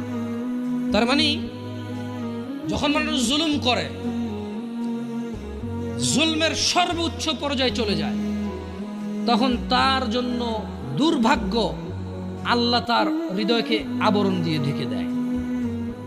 খবরদার যুবক ভাইরা আমার, জানা ব্যভিচার, গান বাজনা, নেশা, এটাই তো তোমাদের মূল প্রবলেম এখন। আই ডোন্ট নো, আমি জানি না তোমাকে কিভাবে এটাকে রিমুভ করব। ওয়াল্লাহি আমি কোনো মন্ত্র জানি না, আমি কোনো তন্ত্র জানি না। এই পৃথিবীতে কে এমন মন্ত্র জানে, তন্ত্র জানে, তাও আমি জানি না। আমার কাছে এমন কোনো ঔষধ নেই যেটা জাড়িবুটি বা আধুনিক মেডিকেল সায়েন্সের উন্নতিতে তারা এমন কিছু আবিষ্কার করেছে যে বড়ি বা ট্যাবলেট তোমাকে আমি দিব বা সিরাপ দিব তোমাকে আমি, তুমি খাবা, জানা নেশা এগুলো থেকে তুমি মুক্ত হবা, আমার জানা নাই। তোমাকে একটাই জিনিস, বোন আমার, তোমার বয়স মাত্র 12, কেন তুমি কারো বিছানায় চলে যাচ্ছ? ওয়াই? তুমি দেখো না তোমার বড় বোন প্রেম করেছে 3টা, বিয়ে কারো সাথে হয়নি? শিক্ষা নাও ওখান থেকে। বোন আমার, তুমি দেখো না, তুমি দেখো না তোমার বোনের কি প্রবলেম, তার স্বামীটা আরেক মহিলার সাথে সময় কাটায়, তাকে সময় দেয় না। তুমি যে আরেকজন পুরুষের সাথে সময় দিচ্ছ, ওরও তো স্ত্রী আছে। তোমার বোনের ফ্যামিলির প্রবলেম তো তুমি যার সাথে সময় দাও তারও ফ্যামিলির প্রবলেম। যুবক ভাই আমার, তোমার বোনকে নিয়ে আর পারছো না, তুমিও তোমার মন চাই তোমার দুলাভাইকে মারতে, বাইন্দা পিটাইতে। কেন? সে তোমার বোনকে কষ্ট দেয়, পরকিয়া করে তোমার বোনের উপর সন্দেহ করে জুলুম করে। তুমিও তো কারো দুলাভাই, তুমিও তো আরেক মহিলার সাথে সময় কাটাও, তোমার বউকে সময় দাও না, জুলুম করো। তোমার শালারও তো মন চায়, তোমার সম্বন্ধী শ্বশুরও তো মন চায় জামাই বা দুলাভাইয়ের পিটাই ধরে কতক্ষণ। কেন এভাবে বিচার করো না যুবক? বোন আমার, তোমার বয়স মাত্র 14, মাত্র। আহা, তুমি এই বয়সে সিগারেট খাওয়া শুরু করে দিছ, আফসোস বোন আমার। আর তুমি তোমার এই নাজুক, মহামূল্যবান, ইজ্জতদার তোমার শরীরকে আল্লাহ কত মূল্যায়ন করছে। তুমি জাহান্নামে গেলে তোমার বাপ জাহান্নামে যাবে, ভাবা যায়? মানে তুমি তোমার বাপের কান, তুমি তোমার ভাইয়ের কান, তুমি তোমার স্বামীর কান, ওরা হলো মাথা। আচ্ছা, তুমি হলা মাথা, ওরা হলো কান। তুমি হলা মাথা, ওরা হলো কান। তোমাকে আল্লাহ কত মূল্য দিছে। কারো মাথার মধ্যে যদি কেউ বাড়ি দেও, কি বাঁচবে? বাঁচবে না। যত বড় ডাক্তার, কবিরাজ, যত উন্নত চিকিৎসায় নিয়ে যাক, যদি ওর মাথা ফেটে চৌচির করে দেয়, মস্তিষ্ক বেরিয়ে যায়, ওর বাঁচার চান্সেস কতটুকু আসার কতক্ষণ আছে? তোমাকে, তোমার এই ছোট্ট 3.5 হাত বডিকে আল্লাহ কত ইজ্জত দিছে, কত সম্মান দিছে। যদি কেউ তোমাকে জোর করে জানা করে, তাকে, সে যদি বিবাহিত হয়, তাকে জুমা মসজিদের সামনে অথবা মহাসমাবেশে প্রকাশ্যে কোমর পর্যন্ত গেড়ে পাথর মেরে মেরে মেরে ফেলতে হবে। কেন? সে তোমার গায়ে হাত দিতে গেল। তোমার ইজ্জত আবরু কত উপরে। তুমি কি আর আল্লাহর সৃষ্টি জাতা? আল্লাহর সৃষ্টি বনি আদম, ওয়ালাকাদ কাররামনা বনি আদম। আল্লাহ সুবহানাহু ওয়া তাআলা বলছে যে আমি বনি আদমকে কারাম করেছি, ওদেরকে আমি সম্মানিত করেছি। ওই সম্মানিত সম্প্রদায়ের সবচাইতে মূল্যবান তুমি। তোমার ব্যাপারে এই যে মানুষগুলো, এই যে পুরুষগুলো, আদম আলাইহিস সালাম ওনার উম্মতের নবী ছিল, কিন্তু মুহাম্মদ রাসূলুল্লাহ সাল্লাল্লাহু আলাইহি সাল্লামের উম্মত যত পুরুষ, এইবার সে রাজা মহারাজা, এইবার সে কিছু একটা, সে যদি পুরুষ হয়, সে যদি মুসলিম মনে করে নিজেকে, তাকে তার রাসূলটাকে বলছে, এই আমার উম্মত যদি তুই নিজেকে মনে করিস, তবে শোন, একজন উত্তম নেক সৎ স্ত্রী দুনিয়াতে যা আছে এর চাইতে বেশি মূল্যবান। তার মানে ওই যে পুরুষ তার কাছে মূল্যবান, যেই পুরুষের কাছে নেক স্ত্রী নেই, সেই পৃথিবীতে ধনী হতে পারবে না। ধন সম্পদ, ধনী দরিদ্র তো কিছুটা কাউন্ট হয়। স্বর্ণ আছে এত ভরি, রূপা আছে এত ভরি, জমি আছে এত বিঘা, গাড়ি আছে এতটা, ব্যাংকে টাকা আছে এতটুকু, কোম্পানির মালিক হলো $10,000 বিলিয়ন কোম্পানির প্রাইস, 2,000 কোটি টাকা কোম্পানির প্রাইস। এভাবেই তো দরিদ্র বিল গেটস, ওই যে কি কয় এটাকে, কি আছে, আম্বানি টাম্বানি, এভাবেই তো ধনী দরিদ্র হিসাব দেয়, রাইট? কিন্তু যার কাছে যেদিন বিচার হবে কে ধনী ছিল কে দরিদ্র ছিল, সেদিন যার কাছে নেক স্ত্রী থাকবে না, সে ধনীদের লিস্টে আসতে পারবে না। একজনের কাছে যদি পুরো পৃথিবী আর পৃথিবীতে যা আছে, একজনের কাছে যদি পুরো পৃথিবী আর পৃথিবীতে যা আছে সব কিছু থাকে, নেক স্ত্রী না থাকে, আরেকজনের কাছে যদি শুধু ন্যাক স্ত্রী থাকে, এটা বলে প্রমাণ হয় যে ন্যাক স্ত্রী, তাহলে ইসলাম ওকে ধনী বলে, একে দরিদ্র বলে, কি মিসকিন বলে, বেচারা ও তো লাইফে সুখী না, ও কি বেচারা, আহা ওর জীব মিসকিন বেচারা। তোমাকে কত মূল্য দিছে চিন্তা করছো রাসূল সাল্লাল্লাহু আলাইহি সাল্লাম। তোমাকে এটা তুমি যা তা নও, পুরুষ তোমাকে অ্যাচিভ করতে হয়, পাইতে হয়, অর্জন করতে হয়। তোমাকে যা তা পুরুষ তোমাকে অর্জন করতে পারবে না। যে পুরুষ তোমাকে মূল্যায়ন করতে পারবে না, সেই পুরুষ তোমার সতীত্বের খেয়াল রাখতে পারবে।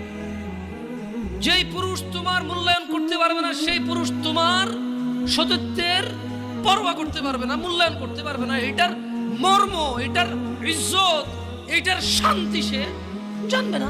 মিসকিন বেচারা, বোকা, হতভাগা, পাগল, দরিদ্র, ফকির, জীবনে কিচ্ছু নাই ওর, যার কাছে তুমি নেই। বোন আমার, যার কাছে তুমি নেই তার কাছে পৃথিবীর কোনো সম্পদ নেই। বোন আমার, 12 বছর 15 বছর বয়সে তুমি কেন বিবাহের পূর্বে আরেকজনকে তোমার শরীর ধরতে দাও? আর যুবক ভাই আমার, কি বলিস কি তুই? এই পৃথিবী আর পৃথিবীতে যা আছে এর চেয়ে মূল্যবান হচ্ছে এই মেয়েটা। তো এরকম মূল্যবান একটা জিনিস ওর ধরে ছুঁয়ে তুই ওকে ওর মূল্য কমিয়ে দিবি? এত বড় জুলুম ওর প্রতি তোর। তুই আল্লাহকে ভয় করিস না তাই বলে এতটা এতটা কি বলিস তুই? তুই কি কারো গাড়ির গ্লাস ভাঙছিস জীবনে? না। কেন? ওর লস হবে। তুই কি কোনোদিন কোনো মানুষকে ঘুষি দিছিস? না। কারণ তাহলে ও বেচারা কষ্ট পাবে। তুই কি জীবনে কারো পেটে ছুরি ঢুকাই দিছিস? না। ও মরে যাবে, তাহলে ওর ফ্যামিলি ক্ষতিগ্রস্ত, লসে পড়ে যাবে। তুই কি কারো টাকা মারছিস কোনোদিন? না। তাহলে ওর ফ্যামিলির টাকার কারণে কষ্ট পাবে। তাহলে তুই কেন তুই এত ছোট ছোট বিষয়গুলো খেয়াল রাখিস যে আরেকজনের লস হবে? তাহলে তুই এই মেয়েটার জীবনটাকে তুই কি করলি? তুই পুরো পৃথিবী আর পৃথিবীতে যা আছে সবকিছু বিক্রি করলে যে সম্পদ হবে, সবকিছু অর্জন করলে যে অর্জন হবে, এর চাইতে মূল্যবান তুই ওকে সতীত্ব থেকে বের করে নিয়ে আসলি। তুই তোর সামান্য ডিজায়ার ফুলফিল করার জন্য, যেটা আল্লাহ তোর জন্য বৈধ করেছে, কবুল বললে তোর বাপের দোষ, আল্লাহর তো দোষ না। তোর বাপের দোষ, সমাজের তো দোষ না। তোর বাপ তোকে বিয়ে করে না ভাই আমার। তোর বাপ মনে করে তুই ছোট, 18 বছর বয়স তোর বাপ মনে করে তোর বাপ 16 বছর বয়সে হস্তমৈথুন করছে, তোর 22 বছর, তুই এখনো ছোট নুনু খাস, দুধু খাস। তোর বাপের অজ্ঞতা, ইসলামের দোষ দিবি কেন তুই এটা? তোর বাপ 13 বছর বয়সে চাস্তবন জাটতবন নিয়ে পালাই গেছে, এরপরে সবাই মিলে ধরে আনছে। এরপরে তোর বাপের তোর দাদারা বলছে কলিযুগ শেষ হয়ে গেছে। 20 বছর আগের কথা বলতেছি আর কি। তোর বাপ 14 বছর বয়সে লুকায় লুকায় খেরেছিন ওই কি। আরে ভাই, আপনি শহরের ভাই, শহরের বয়স করতে গেছে, হ্যাঁ? আর সব মানুষ শহরে গেলাম, আমি দেখছি তো। ঢাকা শহর খালি হয়ে যায় কেন তাহলে ঈদে? আমারে বলেন না যে আমরা না ঢাকা শহরে থাকি, কিছু বুঝি না। হ্যাঁ, এবার বলবেন না আমাকে, আমি বাংলা পারি না, একটু পারি, এবার বলার দরকার নেই আমাকে। না, আমরা জানি আপনারা সব মানুষই গ্রামের, ঢাকা শহর ঈদ হলে সব খালি হয়ে যায়, কই যায় না। হ্যাঁ, তো তোর বাপ ওই যে এখন কেউ বলি না যে সুপারি বাগান চেনেন না, ওই যে খেরের চিন, এগুলো বোঝেন না, বললেন না আমার যে কন্টেক্সটে কথা বলার বুঝে আসে না। হ্যাঁ, একটু শিখলে তো ও বলার দরকার নেই, কেমন? আমি জানি আপনি বোঝেন না, বুঝার ভান করার দরকার নেই। আচ্ছা, তো তোর বাপে 14 বছর বয়সে এই বাঁশবাগান আশবাগানে যায় জেনায় লিপ্ত ছিল, তোর বয়স 25, কয় এখনো ছেলেটা বড় হয়নি। তো দোষ ইসলামের এখানে? তোর বাপের, তোর জান্নাতের প্রতি পরোয়া নেই, তোর টাকার প্রতি পরোয়া আছে। তোর বাপ তোর জান্নাত সেভ করতে চায় না, তোকে নাকি ভালোবাসে। তোর বাপ তোর ইজ্জতের পরোয়া করে না, তোকে নাকি ভালোবাসে। তুই নাকি ভালো মানুষ, পৃথিবী আর পৃথিবীর সবচেয়ে সম্পদশালী জিনিসটাকে শুধু একটা এই মুখে মুখে চুমু দিয়ে একটা ওই যে এইভাবে ছবি তুলেছি আর কি। হ্যাঁ, এভাবে হ্যাঁ, এরপরে ফোল্ডার বানায়, ফোল্ডার লক করে রাখছে যাতে কেউ না জানে। এরপরে ওই মেয়ের বিয়ে ঢেকে গেলে ধমক দেয়, ছবি পাঠাবো একটা একটা করে। সামান্য ডিজায়ার যেটা তোর হালাল ভাবে আল্লাহ দিয়েছে, একটু সবর কর, একটু সবর কর। তুই ক্লাস 5-এ পড়তেছিস, 6-এর জন্য ওয়েট করতেছিস না? তুই ক্লাস 8-এ পড়িস ভাই আমার, ছোট পিচ্ছি সোনামণি ভাই আমার। তোকে আমি আমার মাথায় রাখি, তুই বলছিস রাগ করিস না, তুই বললে আমি না অত তো সিনেমা নাটক দেখি না, তোরাই কস, তুই বললে আপন, তাই তোরা আপন করে বলতেছি। আবার কইস না হুজুরের ব্যবহার খারাপ। উনি তুই করে কেন বলে, উনি এভাবে কেন কথা বলে, নিজেকে কি মনে করে? না, তোরাই ডায়লগ দিস, আসলে তুই বললে আপন মনে হয়। আমি এই জন্য ভাই, তোরা আমার কইছিস তুই বললে আপন, আমি তুই বলি। আমি তো সৌদি আরব বড় হয়েছি, আমি তো দেশে বড় হই নাই। আমি আসার পর সব ডাইরেক্ট দেখছি, আসলে আপন জনকে তুই বলে, হ্যাঁ তুই বললে আপন মনে হয়। আমি তোরা আপন মনে করি, কারণ ইন্নামাল মুমিনুনা ইখওয়া। 1450 বছর আগে আল্লাহ আমার কাছে তুই আমার ভাই, কত আপন তুই চিন্তা কর। তোরা তুই কমু না কারে কমু রে ভাই আমার? তুই আমার আচরণে যাইস না, হ্যাঁ তুই আমার কত পুরনো ভাই তুই জানিস? আমার মায়ের পেটের ভাইটা আমি যেদিন জন্ম হয়েছি বুঝতে পারছি, সেদিন আমাকে আমার বাপ মা, আমার পরিবেশ বলছো আমার মায়ের পেটের ভাই। কিন্তু অ্যাজ এ মুসলিম তুই আমার ভাই 1450 বছর আগে এটা ঘোষণা হয়ে গেছে পৃথিবীতে। তোকে যদি আমি তুই না বলি, আদর করে না বলি, আপন না মনে করি, কাকে মনে করবো রে? তুই তো আমার তুই তো আমার আপন।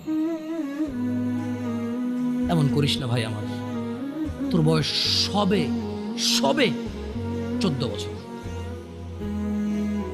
একটু অপেক্ষা কর, একটু অপেক্ষা কর। তোর বাপ বিয়ে করেছে, তুই পৃথিবীতে আসছিস, তুই এমনি এমনি আসিস নি। তুইও বিয়ে করবি, তুইও পৃথিবীর সমস্ত সুখ পাবি ইনশাআল্লাহ। তোর ছেলে সন্তানও এমনি এমনি আসবে না, তুইও আল্লাহর দেওয়া নিয়ামত উপভোগ করবি এবং আল্লাহর প্রশংসা করবি। অপেক্ষা কর ভাই আমার, অপেক্ষা কর। খবরদার, বেখেয়ালি হওয়া যাবে না, বেখেয়ালি হওয়া যাবে না। আর নিজের সামান্য ডিজায়ারকে ফুলফিল করার জন্য পৃথিবীর সবচেয়ে দামি সম্পদটাকে সবচাইতে সস্তা নিকৃষ্ট করে দেওয়া যাবে না। কেমন? বিয়ের পূর্বে কোনো মেয়ের গায়ে হাত দিবি না ভাই আমার, খবরদার। বিয়ের পূর্বে কোনো মেয়ের সাথে কথা বলবি না, খবরদার। তোর যোগ্যতা নেই ওর সাথে কথা বলার। তুই কে রে? বামন হয়ে চাঁদের দিকে হাত বাড়াবি না। আমার বোনরা চাঁদ, ওয়াল্লাহি যেদিন ইসলামী শাসন আসবে, যেদিন ইমাম মেহেদী আসবে, যেদিন ঈসা আলাইহিস সালাম আবার আসবে, ওনার বন্ধের উপর যারা হাত দেবে উনি হাত কেটে ফেলবে। তুই বামন হয়ে চাঁদের দিকে হাত বাড়াইস না। আমার বোনরা চাঁদ, ইসলাম মেয়েদেরকে চাঁদ বলেছে আর তোকে বামন বলেছে। বেটা তুই বেটা ছেঁড়া খাতা শুয়ে লাখ টাকার স্বপ্ন দেখিস, বিয়ের আগে মেয়ের গায়ে হাত দিস? তোর সাহস কত? তোর সাহস কত? তুই জানিস না মুহাম্মদ সাল্লাল্লাহু আলাইহি সাল্লাম বলছে নেক স্ত্রী দুনিয়াতে যা আছে ওর চেয়ে বেশি উত্তম।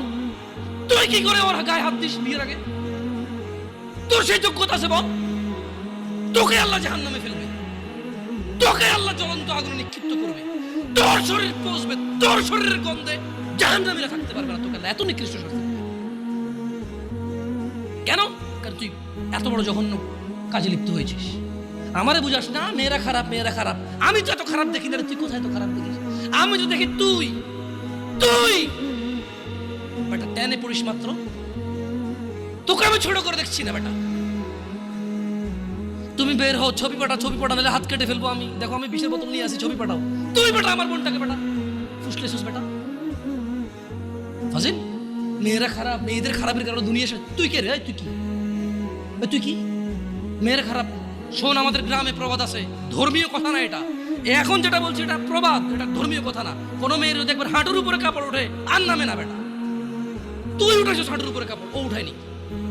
হাঁটু পর্যন্ত তুই উঠাইছস আর এখন সে নামাচ্ছে না। তুই মনে করিস তুই বেঁচে গেছিস না? তুই মনে করিস তোর জিনাই জেনা না? না বেটা, ও তোর সাথে জেনা করেছে, এরপরে তোকে বাদ আরেকজনের সাথে করবে, আরেকজনের সাথে করবে। আর তুই সূচনা, তুই ওকে শিখাইছিস, এটা সবগুলো তোর উপরে আসবে বেটা। তুই নিজের ছোট পাপিষ্ট মনে করিস না? তুই মনে করিস কি হয়েছে, আমি তো একটা চুমাই নিছি। আমি তোকে বলছি ছবি তুলে পাঠাও, টয়লেটে যাও, ব্লাউজ খুলে ছবি তুলে পাঠাও, জামা খুলে ছবি তুলে বেটা ফাজিল। আল্লাহ তোকে হিদায়াত দিকে। আমিন। ভয় পা, আল্লাহকে ভয় পা ছোট ভাই আমার। সবাই বুড়ো হয়ে মরে না, বহু মানুষ যৌবন্ত অবস্থায় মরে যায়। ছোট ভাই আমার, তোর ঘরেও বোন আছে, ভয় পা, আল্লাহকে ভয় পা। তুই এত বড় অপরাধে লিপ্ত হইস না। তুই মেয়েদের হাঁটু পর্যন্ত কাপড় তুলিস না, খবরদার, তুই এটা করিস না। তো মানুষ তো বেশি নাই, তারপর আলহামদুলিল্লাহ সবাইকে কবুল করুন, যেহেতু ঘরোয়া পরিবেশে। বলেন তো কোনো মেয়ে, আপনার বয়স তখন 16 বছর ছিল আর কি, আচ্ছা যান, কোনো একটা 14 থেকে 18 বছরের মেয়ে আপনাকে বলছে চলো আমরা একসাথে থাকি, বলেন 1 লাখ একটা পাবি না, 1 লাখ আমি বলে দিচ্ছি। চ্যালেঞ্জ হলে আসিও, তুমি প্রমাণ করে দিও, যাও। মেয়ে কি বলো, মেয়েরা প্রেম হারাম ইসলামে, ইসলামে বিয়ের পূর্বে সম্পর্কই হারাম, কিন্তু এর মধ্যেও কোনো মেয়ে ছেলেকে বলে না কিস করো, আমাকে একটা তোমার লুঙ্গি খুলে ছবি পাঠাও, বলে না। প্রত্যেকটা ছেলে বলে, এভরি সিঙ্গেল ছেলে বলে এটা।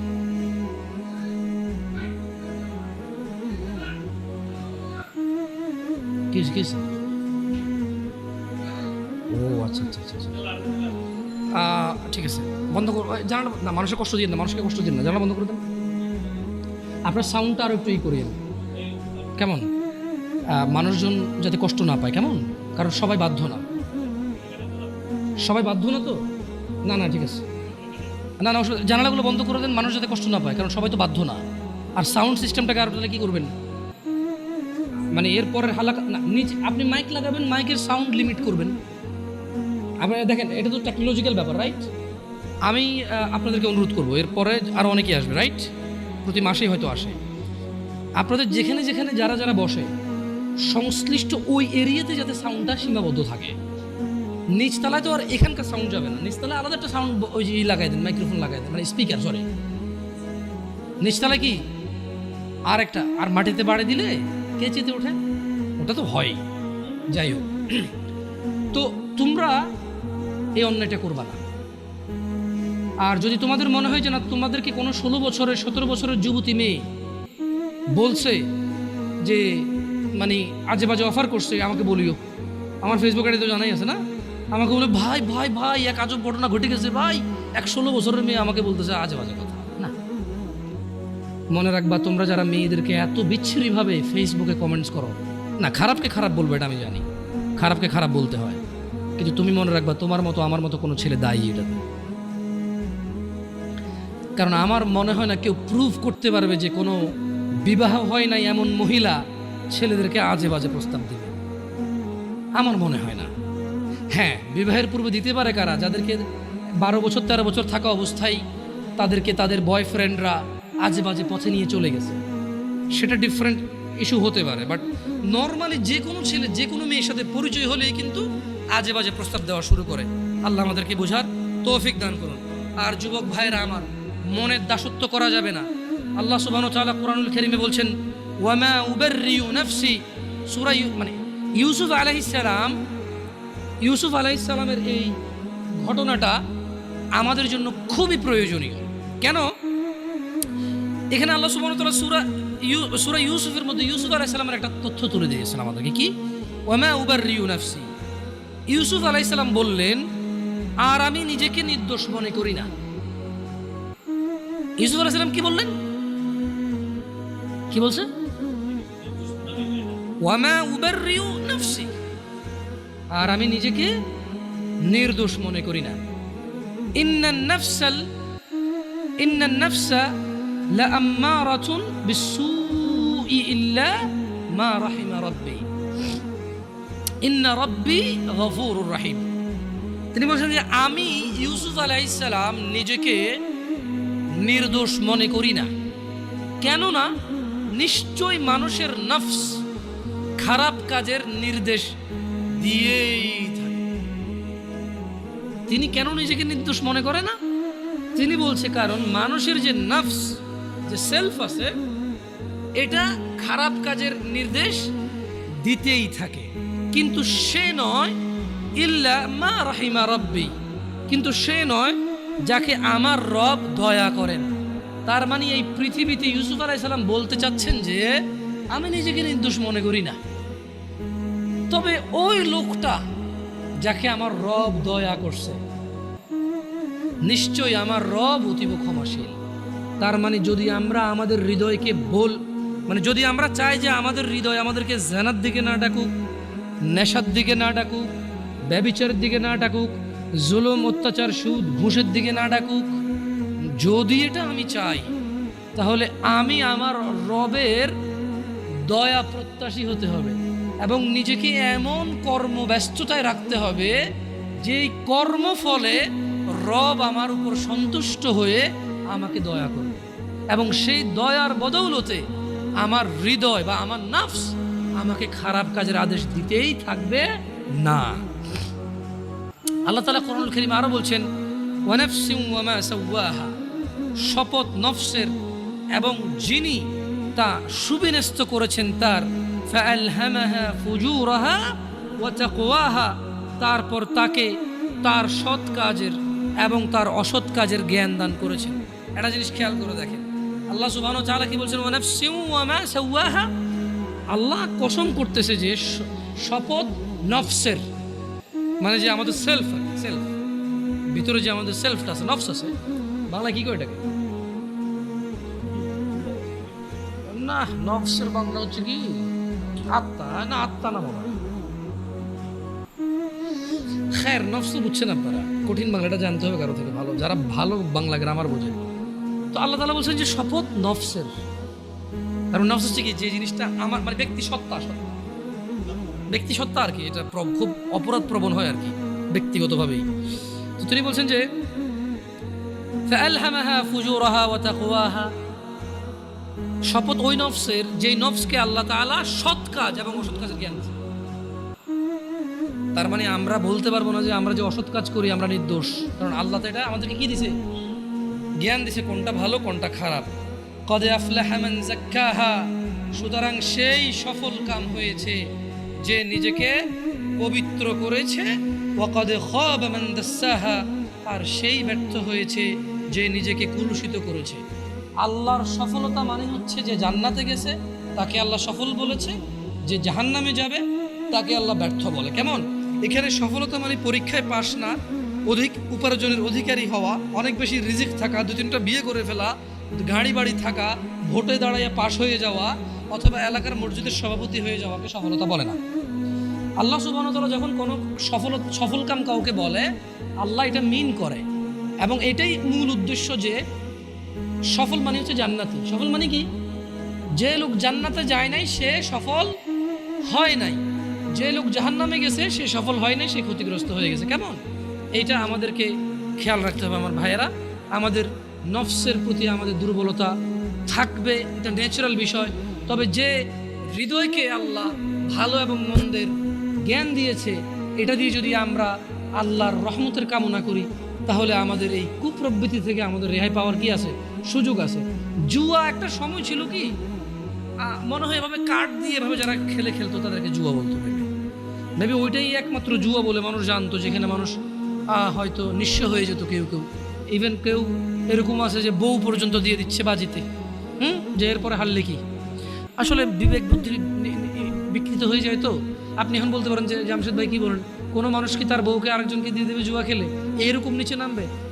আরেকজনের বউকে, লোক নিজের বউকে জুয়া খেলতে দিচ্ছে। কত মানুষ, কত বাপ মা আছে জানে মেয়ে এখানে চাকরিতে গেলে, ওখানে গেলে, এখানে গেলে মেয়ে হয়তো অবৈধ কর্মে, মেয়ের অনিচ্ছা সত্ত্বেও হয়তো ট্র্যাপে চলে আসতে পারে, হয়তো মেয়ে ওই রকম সিচুয়েশনে পড়ে যেতে পারে যে সে তার মানে যে তার ইজ্জত আব্রু রক্ষা করতে পারবে না। তারপরে তো বাপ মা এগ্রি করতেছে। আপনি স্বামীর কথা কেন বলতেছেন? সে জুয়া খেলে দিচ্ছে এই জন্য না। অনেক ক্ষেত্রে অনেক বাপ মা মনে করে যে চোখে উন্নতি করতে হলে অনেক কিছু করা লাগে, এটা বলে। আবার হয়তো বাপ মা তো মনে এরকম আসে না, হয়তো নিজের ছেলে সন্তান তো পিওর মনে করে সবসময়। কেমন মানে ছোটবেলা থেকে, একদম ছোট থেকে পালে না, ইনোসেন্ট থাকে তো। আর আসলে বাপ মা তো ছেলে সন্তানের খারাপ যে জানাবে বিচারের বিষয়টা তো আসলে বুঝায় স্বাভাবিক।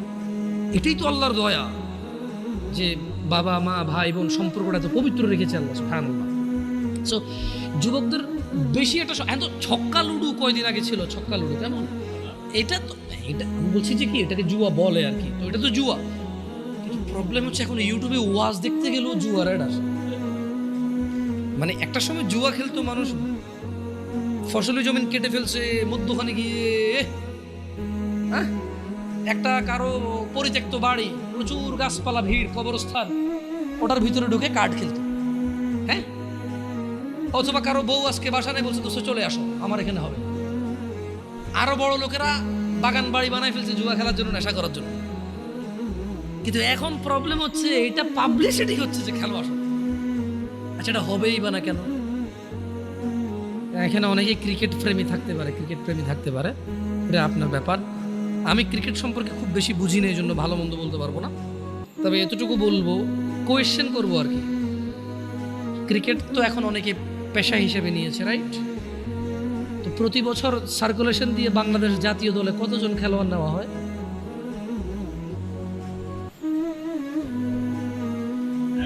100 মনে হয় না। 100 খেলোয়াড় তো নিয়োগ হয় না, 16 কোটি মানুষ কিন্তু উদ্বুদ্ধ হয়ে খেলাতে। অমুকে গাড়ি করে ফেলছে ক্রিকেট খেলে, তমুকে বাড়ি করে ফেলছে ক্রিকেট খেলে, অমুককে সারা দেশে চিনে গেছে, অমুক সেলিব্রিটি হয়ে গেছে, রাইট? তো একটা দেশের যারা দেশের অর্থনীতি নিয়ে কাজ করে, আমি জানি না ওনারা কি চিন্তা করে আল্লাহু আলাম, হয়তো তাদের চিন্তা আরও বেটার, হয়তো আমার অল্প জ্ঞানে বুঝে আসে না আর কি, তাই আমি ওনাদের দোষ দেবো না। তবে আমার অবুঝ মনে প্রশ্ন জাগে, 50 জন মানুষ নিয়োগ হয় না একটা চাকরিতে। পুরো বছরে 365 দিনে 50 জন মানুষ চাকরি করার সুযোগ নাই, কিন্তু পুরো রাষ্ট্রের মানুষ এটাতে পরিশ্রম করে, শেখে। আর তুমি বলবো যে ভাই খেলাধুলা এটা আসলে মনকে তৃপ্তি দেয়, এটা যদি শুধুই এক্সারসাইজ আর টাইম পাস হইতো তাহলে এত সিরিয়াসলি কেন পোলাপানি স্কুল কামাই করে এটা খেলে? যদি এটা শুধুই টাইম পাস আর এনজয় হইতো তাহলে আরো এই যে বাজিটা যেগুলো কেন হবে? আর নতুন করে তো এগুলোও দেখি হাতের মধ্যে রবার নেয়, দুই বন্ধু মুখের মধ্যে বাঁশি ঢুকাই দেয়, এইভাবে রবার টান দিয়ে আমার বাঁশি বাজতে হেরে গেছে, দেখছো? ওটাও খেলা, কিন্তু তো খেলা তো বহু। আমরা ক্রিকেট খেলাকে যখন আমরা অত প্রমোট করি না, বা ক্রিকেট না যত খেলা যেটা 10-12 জনে খেলে, এদের এক্সারসাইজ হয়, বাকিরা শুধু ঘন্টার পর ঘন্টা ওয়েস্ট হচ্ছে। এটাই আমি ক্রিকেট বলবো না এবার, কারণ আমার দরকার নেই নাম নেওয়ার। আসলে খেলা অনেক রকম হইতে পারে, মানে আমরা যখন এই জিনিসগুলোকে, আমি বলবো যে যখন মানে এটাকে যখন আমরা প্রমোট করি না, অনেকে ভুল বোঝে যে আমরা সেকেলে মানুষ বুঝি না, ওরা একটু টাইম পাস করে না। এটা শুধু টাইম পাস হলে এরকম বলতাম না। আমাদের আপত্তি লাগে কোন জায়গাগুলোতে, যখন 11 জন বা 20 জন 22 জনে খেলে, 11 কোটি 20 কোটি মানুষ পুরো পৃথিবীতে যখন ইন্টারন্যাশনাল ভাবে হয়, তখন বিলিয়ন্স মানুষ যখন বসে বসে এটা 1 ঘন্টা দেখলে 1 বিলিয়ন ঘন্টা, 24 ঘন্টায় একদিন অফিসিয়াল ডিউটি মানুষের 8 ঘন্টা, তাহলে কত লক্ষ কোটি শ্রমবাজার নষ্ট হয়েছে। 8 জন মানুষ যদি 1 ঘন্টা দেখে, একজন মানুষ একদিন কাজ করলে যা উপার্জন করে রাষ্ট্র সমৃদ্ধ হতো, নষ্ট হয়েছে। এখন বলবো তাহলে কি লাইফে কি কোনো এনজয় থাকবে না? না, খেলা বহু আছে যেটা শরীরের এক্সারসাইজ হয়, এবং যারা খেলে তারা নিজের খেলা নিয়েই, বাই ব্যাটিং আমার, বাই বোলিং আমার, এরকম লাগে যায় না, ওটা দেখো খেলা। বাকিরা তো কিছুই কোনো অ্যাক্টিভিটি নেই, ওর খেলা হইলো কেমনি? খেলা দেখাও খেলা নাই। আল্লাহ আমাদেরকে বুঝে তৌফিক দান করুন। দেখুন, জুয়া মানে আপনি যে আগামী 2030-35 সালের মধ্যে যাদের বয়স 25-30 হতে পারে, আল্লাহু আলাম, কঠিন হয়ে যাবে জুয়া যে হারাম এটা বোঝানো। 1 নাম্বার কঠিন হবে এটা। 2, কোন রকম যদি বুঝাইতেন কোরআনের আয়াত দিয়ে যে জুয়া হারাম, তাহলে ও যে ব্যাটিং করতেছে, বেট করতেছে, বাজি ধরতেছে, ওইটা যে জুয়া, এটা আপনি বুঝে দেবেন। আপনি কি আজকের যুগে কাউকে বুঝাইতে পারেন ব্যাংকের চাকরি শুধু হারাম?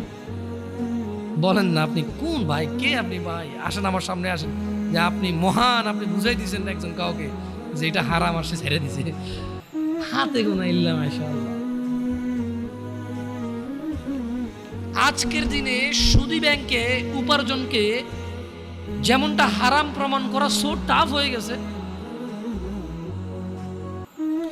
2030-35 সাল যেভাবে চলতেছে, যদি এভাবে চলে, যেভাবে ইউটিউবে অ্যাডভার্টাইজ আসতেছে, মনিটাইজেশন করে যে অ্যাড দিচ্ছে গভর্নমেন্ট, মানে যারা অ্যাডে টাকা কামাচ্ছে, ওই বেটা অ্যাড ওখান থেকে টাকা পাওয়ার জন্য বা অ্যাড দেওয়ার জন্য তার নাম, ঠিকানা, আইডি, বিজনেস ট্রেড লাইসেন্স এগুলা না দিলে তো অ্যাড দেওয়ার অথরিটি পায় না সে ফেসবুকে বা ইউটিউবে। আপনি মনে করেন যে আপনি একটা কোম্পানি চালান, এটা আপনি অ্যাড দিবেন ফেসবুক, ইউটিউবে, তো যাদের থেকে আপনি ডলার নিয়ে অ্যাড দিবেন তাদেরকে আপনার নাম, আইডি কার্ড, আপনার ঠিকানা, আপনার ট্রেড লাইসেন্স, ট্রেডমার্ক, আপনার গভর্নমেন্টের অমুক অনুমতি, গভর্নমেন্ট থেকে তমুক অনুমতি, এসব আছে কিনা সব জমা দিবেন, তারপরে সে আপনাকে অ্যাকাউন্ট দিবে, অ্যাকাউন্ট থেকে আপনি অ্যাড চালাবেন। তো এই যে জুয়ার যে বেটিং এর অ্যাড গুলো হয়, হ্যাঁ টেকনোলজি যেহেতু অনেক উন্নত, গভর্নমেন্ট এক এক দেশের এক এক রকম পাওয়ার রাখে, দেখা যাচ্ছে অনেকে বিদেশ থেকে এগুলো ছাড়ে। হ্যাঁ তখন তো আর আসলে বাংলাদেশ সরকারের কিছু করার থাকে না, থাকে। আমি বলতেছি না যে কি করার, আমি বলতেছি যে কত আসলে হারাম পথের যে কত পথ আছে, আসলে আমি বুঝি যিনি বোনরা ওরা বুঝবে কিনা জিনিসগুলো আমি বুঝতেছি না, আউট অফ কনটেক্সট কিনা, বাট এটা কিন্তু রিলেভেন্ট কথা যে যদি গভর্নমেন্ট এই জুয়ার অ্যাড নিয়ে কাজ না করে, যদি বাবা মা এই জুয়ার বেটিং এর অ্যাড মানে বাজি ধরার অ্যাড গুলো যদি বন্ধ না করে, তাহলে 30-35 সালে আজকের দিনে আপনি যেমন বুঝাইতে পারেন না যে ব্যাংকে উপার্জন করলে শুধুই উপার্জন হলে এটা হারাম, আপনি যেমন বুঝাইতে পারেন না আগামী 35 সালে আরো বেশি লাগতে পারে, আগেও হয়ে যেতে পারে, আমি তো আর গণক না যে কয়ে দেবেন, এটা আন্দাজ করে বলা আর কি, এটা তো একদম অ্যাকুরেসি নাই এটা। কেমন যদি এটা হয় তাহলে জুয়া হারাম মাইনে নেবে সবাই, কিন্তু বাজি ধরা যে জুয়া কেউ মানবে না। ওয়াল্লাহি আমার ভয় হয় প্রত্যেক মুসলিম সুদ হারাম মেনে নেয়, সুদী ব্যাংকে কাজ করলে যে সুদ হয় কেউ মানে না। আজকে যদি এগুলোকে না থামানো হয়, আমরা যদি আমাদের ছেলে সন্তানকে না বুঝাই, ভাই বোনদেরকে না বুঝাই, তাহলে জুয়া খেলা হারাম আমরা বুঝাইতে পারবো, কিন্তু বাজি ধরা যে জুয়া এটা আমরা বুঝাইতে অক্ষম হয়ে যাবো। আল্লাহ আমাদেরকে বোঝার তৌফিক দান করুন। আল্লাহ তাআলা কোরআন কারীমে বলছে, ইয়া আইয়ুহাল্লাযীনা আমানু, হে তোমরা যারা ঈমান এনেছো, ইন্নামাল খামরু ওয়াল মাইসির ওয়াল আনসাব ওয়াল আজলাম রিজসুম মিন আমালিশ শাইতান ফাজতানিবুহু লাআল্লাকুম তুফলিহুন। হে মুমিনগণ, তার মানে এখানে স্পেশালি যারা দাবি করে যে আমি মুসলমান তাকে বলা হচ্ছে, তুমি কি মুসলমান? তাহলে শুনে নাও, এই কাজগুলো তুমি করতে পারবা না। কোন কাজগুলো করতে পারবা না? তুমি যদি মুসলমান হইতে হয়, এগুলো হচ্ছে কি, ইন্নামাল খামরু ওয়াল মাইসির ওয়াল আনসাব ওয়াল আজলাম রিজসুম মিন আমালিশ শাইতান, নিশ্চয়ই নেশা জাতীয় দ্রব্য, এবার এটা হতে পারে ইয়াবা, ফেন্সিডিল, হিরোইন, গাঁজা, সিগারেট, যেটা নেশা হয়। কেন আমি তো আর সব কিছুর নাম জানি না, ডিফারেন্ট নামই আসতে পারে, লিকুইড হতে পারে, পাউডার হতে পারে, ভাত দিয়ে খাই হতে পারে, পানিতে গুলা খাই হতে পারে, চাবায় খাই, চুষে খাই, যেমন খায় হইতে পারে, অথবা কেউ গ্রান নিচ্ছে, কেমন যেভাবেই খায়, যেটা নেশা, যেটা কি নেশা। আল্লাহ বলছে যে তুমি মুসলিম, তবে তুমি শুনে নাও, নিশ্চয়ই নেশা, জুয়া মানে এই যে বাজি ধরাটা, হ্যাঁ, পূর্তি পূজার বেধি ও ভাগ্য নির্ণয়, মানে গণকের কাছে যারা যায়, কেমন এই ভাগ্য নির্ণয় করার স্বর কেবল ঘৃণার বস্তু, শয়তানের কাজ। জুয়া খেললো যে শয়তানি করলো সে, মদ খেলো যে শয়তানি করলো সে, গণকের কাছে গেল যে শয়তানি করলো সে, এগুলো শয়তানের কাজ। আল্লাহ তাআলা বলছে যে তুমি যদি মুসলমান হও, ফাজতানিবুহু, কাজে তুমি এটা থেকে কি করো, নিজেকে বিরত রাখো। কেমন কাজে তোমরা সেগুলো বর্জন করো, লাআল্লাকুম তুফলিহুন, যাতে করে তোমরা সফল হও। তার মানে যদি কেউ জান্নাতে যেতে চায়, সে জুয়া খেলতে পারবে না, নেশা করতে পারবে না, গণকের কাছে যেতে পারবে না, আরো হাজার নিষেধ আছে। এগুলো খুব ভ্যালুয়েবল নিষেধাজ্ঞা, যেগুলো আপনাকে জান্নাত থেকে বিমুখ করে দেবে। জিনা ব্যভিচার যদি সলভ হয়ে যায়, আমি বরঞ্চ বয়স্কদের চাইতে যুবকদের অপরাধ কম দেখি। আমি পার্সোনালি বয়স্কদের চাইতে যুবকদের অপরাধ কম দেখি, কিন্তু এই বয়স্ক অপরাধীগুলাই যুবক অবস্থায় ভালো ছিল। আজকের এই যুবক ভালো ছেলেগুলাই বয়স্ক হয়ে খারাপ হয়ে যাচ্ছে। আমি শুধু ইয়াংদের মধ্যে জেনার প্রবলেমটা বেশি পাইছি, আর নেশা জেনার। কিন্তু যারা মিডল এজ, তারা ঘুষ খায়, জাগা জমি নিয়ে মিশা কথা কয়, কাজকর্মে ফাঁকি দেয়, মা বাপের সাথে প্রচুর অবহেলা এবং প্রচুর ইগনোর করে বাবা মাকে, নিজের উপার্জনটা শুধু নিজের মনে করে, বউ আর বাচ্চার মনে করে, বাপ মায়ের মনে করে না, বাপ মাকে ভাগ করে দেয় যে 4 ভাই আছি, আমি কেন একা করব, তোমার মেয়ে শহরের ওই ফ্ল্যাট পাইছে, আমি কি একা পাইছি। এটা আমি যুবকদের চাইতে মিড এজ এবং বড় এজের পুরুষদের অপরাধ বেশি দেখি। ওয়াল্লাহি আমার যুবক ভাই এবং যুবক বোন, এরা যদি নিজেকে জিনা থেকে সরাই নিয়ে আসতে পারে, সুবহানাল্লাহ সুবহানাল্লাহ, ওরা পৃথিবীর উন্নত চরিত্রের অধিকারী হতে পারবে। কারণ ওরা এখনো ঘুষ খাওয়ার সুযোগ আসে নাই, খায় না।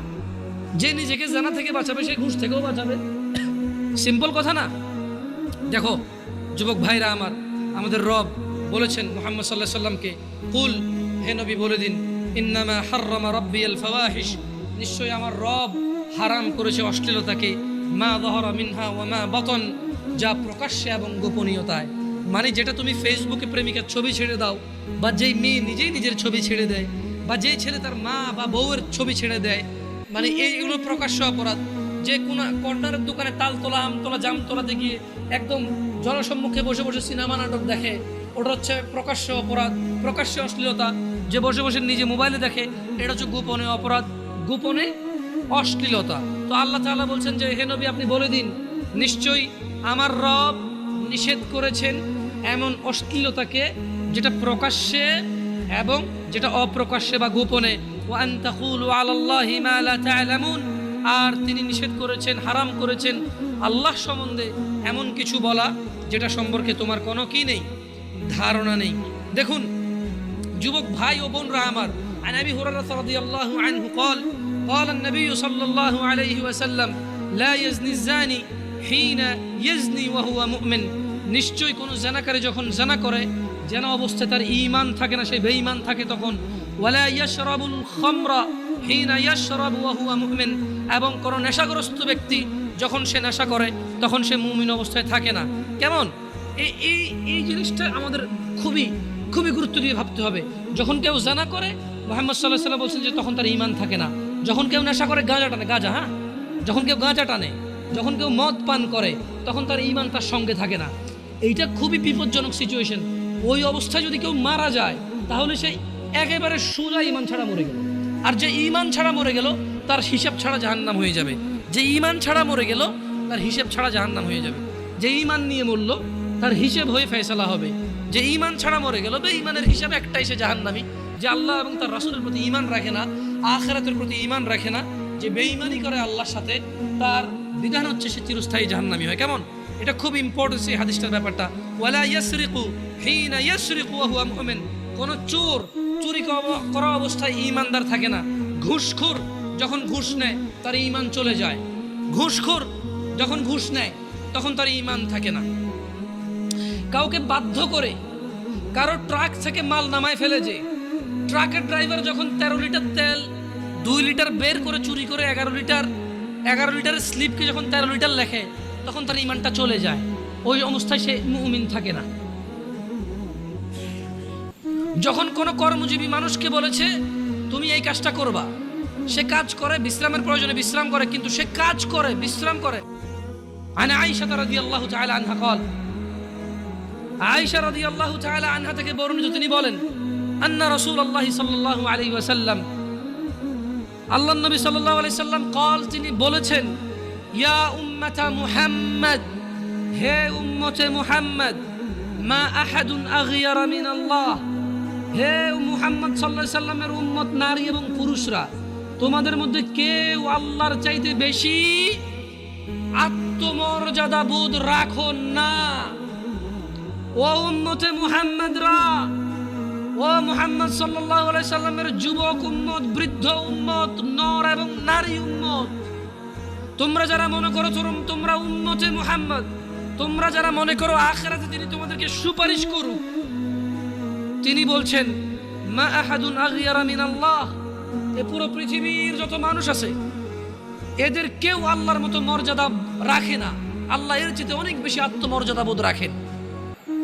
আইয়ারা আবদাহু আও আমাতাহু তাজনি, আর এই মর্যাদাবান আল্লাহ সুবহানাহু ওয়া তাআলা, তিনি এটা দেখতে চায় না ওনার কোনো বান্দা এবং বান্দি জিনা করতেছে। এটা আল্লাহ দেখতে চায়।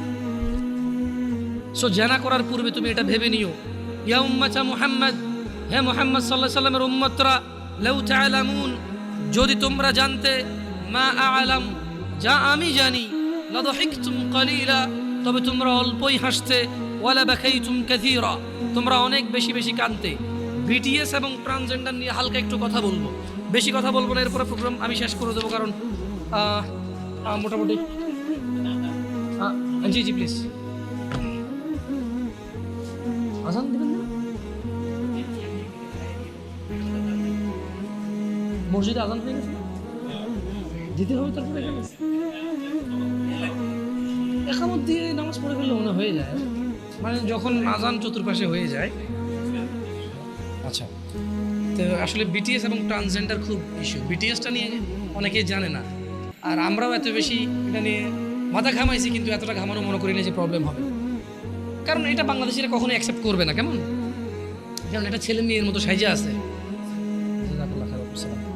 একটা ছেলে কাপড় পরছে বা লিপস্টিক দিছে, এইটা একটা বিকৃত মন মানসিকতার কাজ। কেমন, মানে সে হলো পুরুষ, সে মেয়ে সাজতে চায়,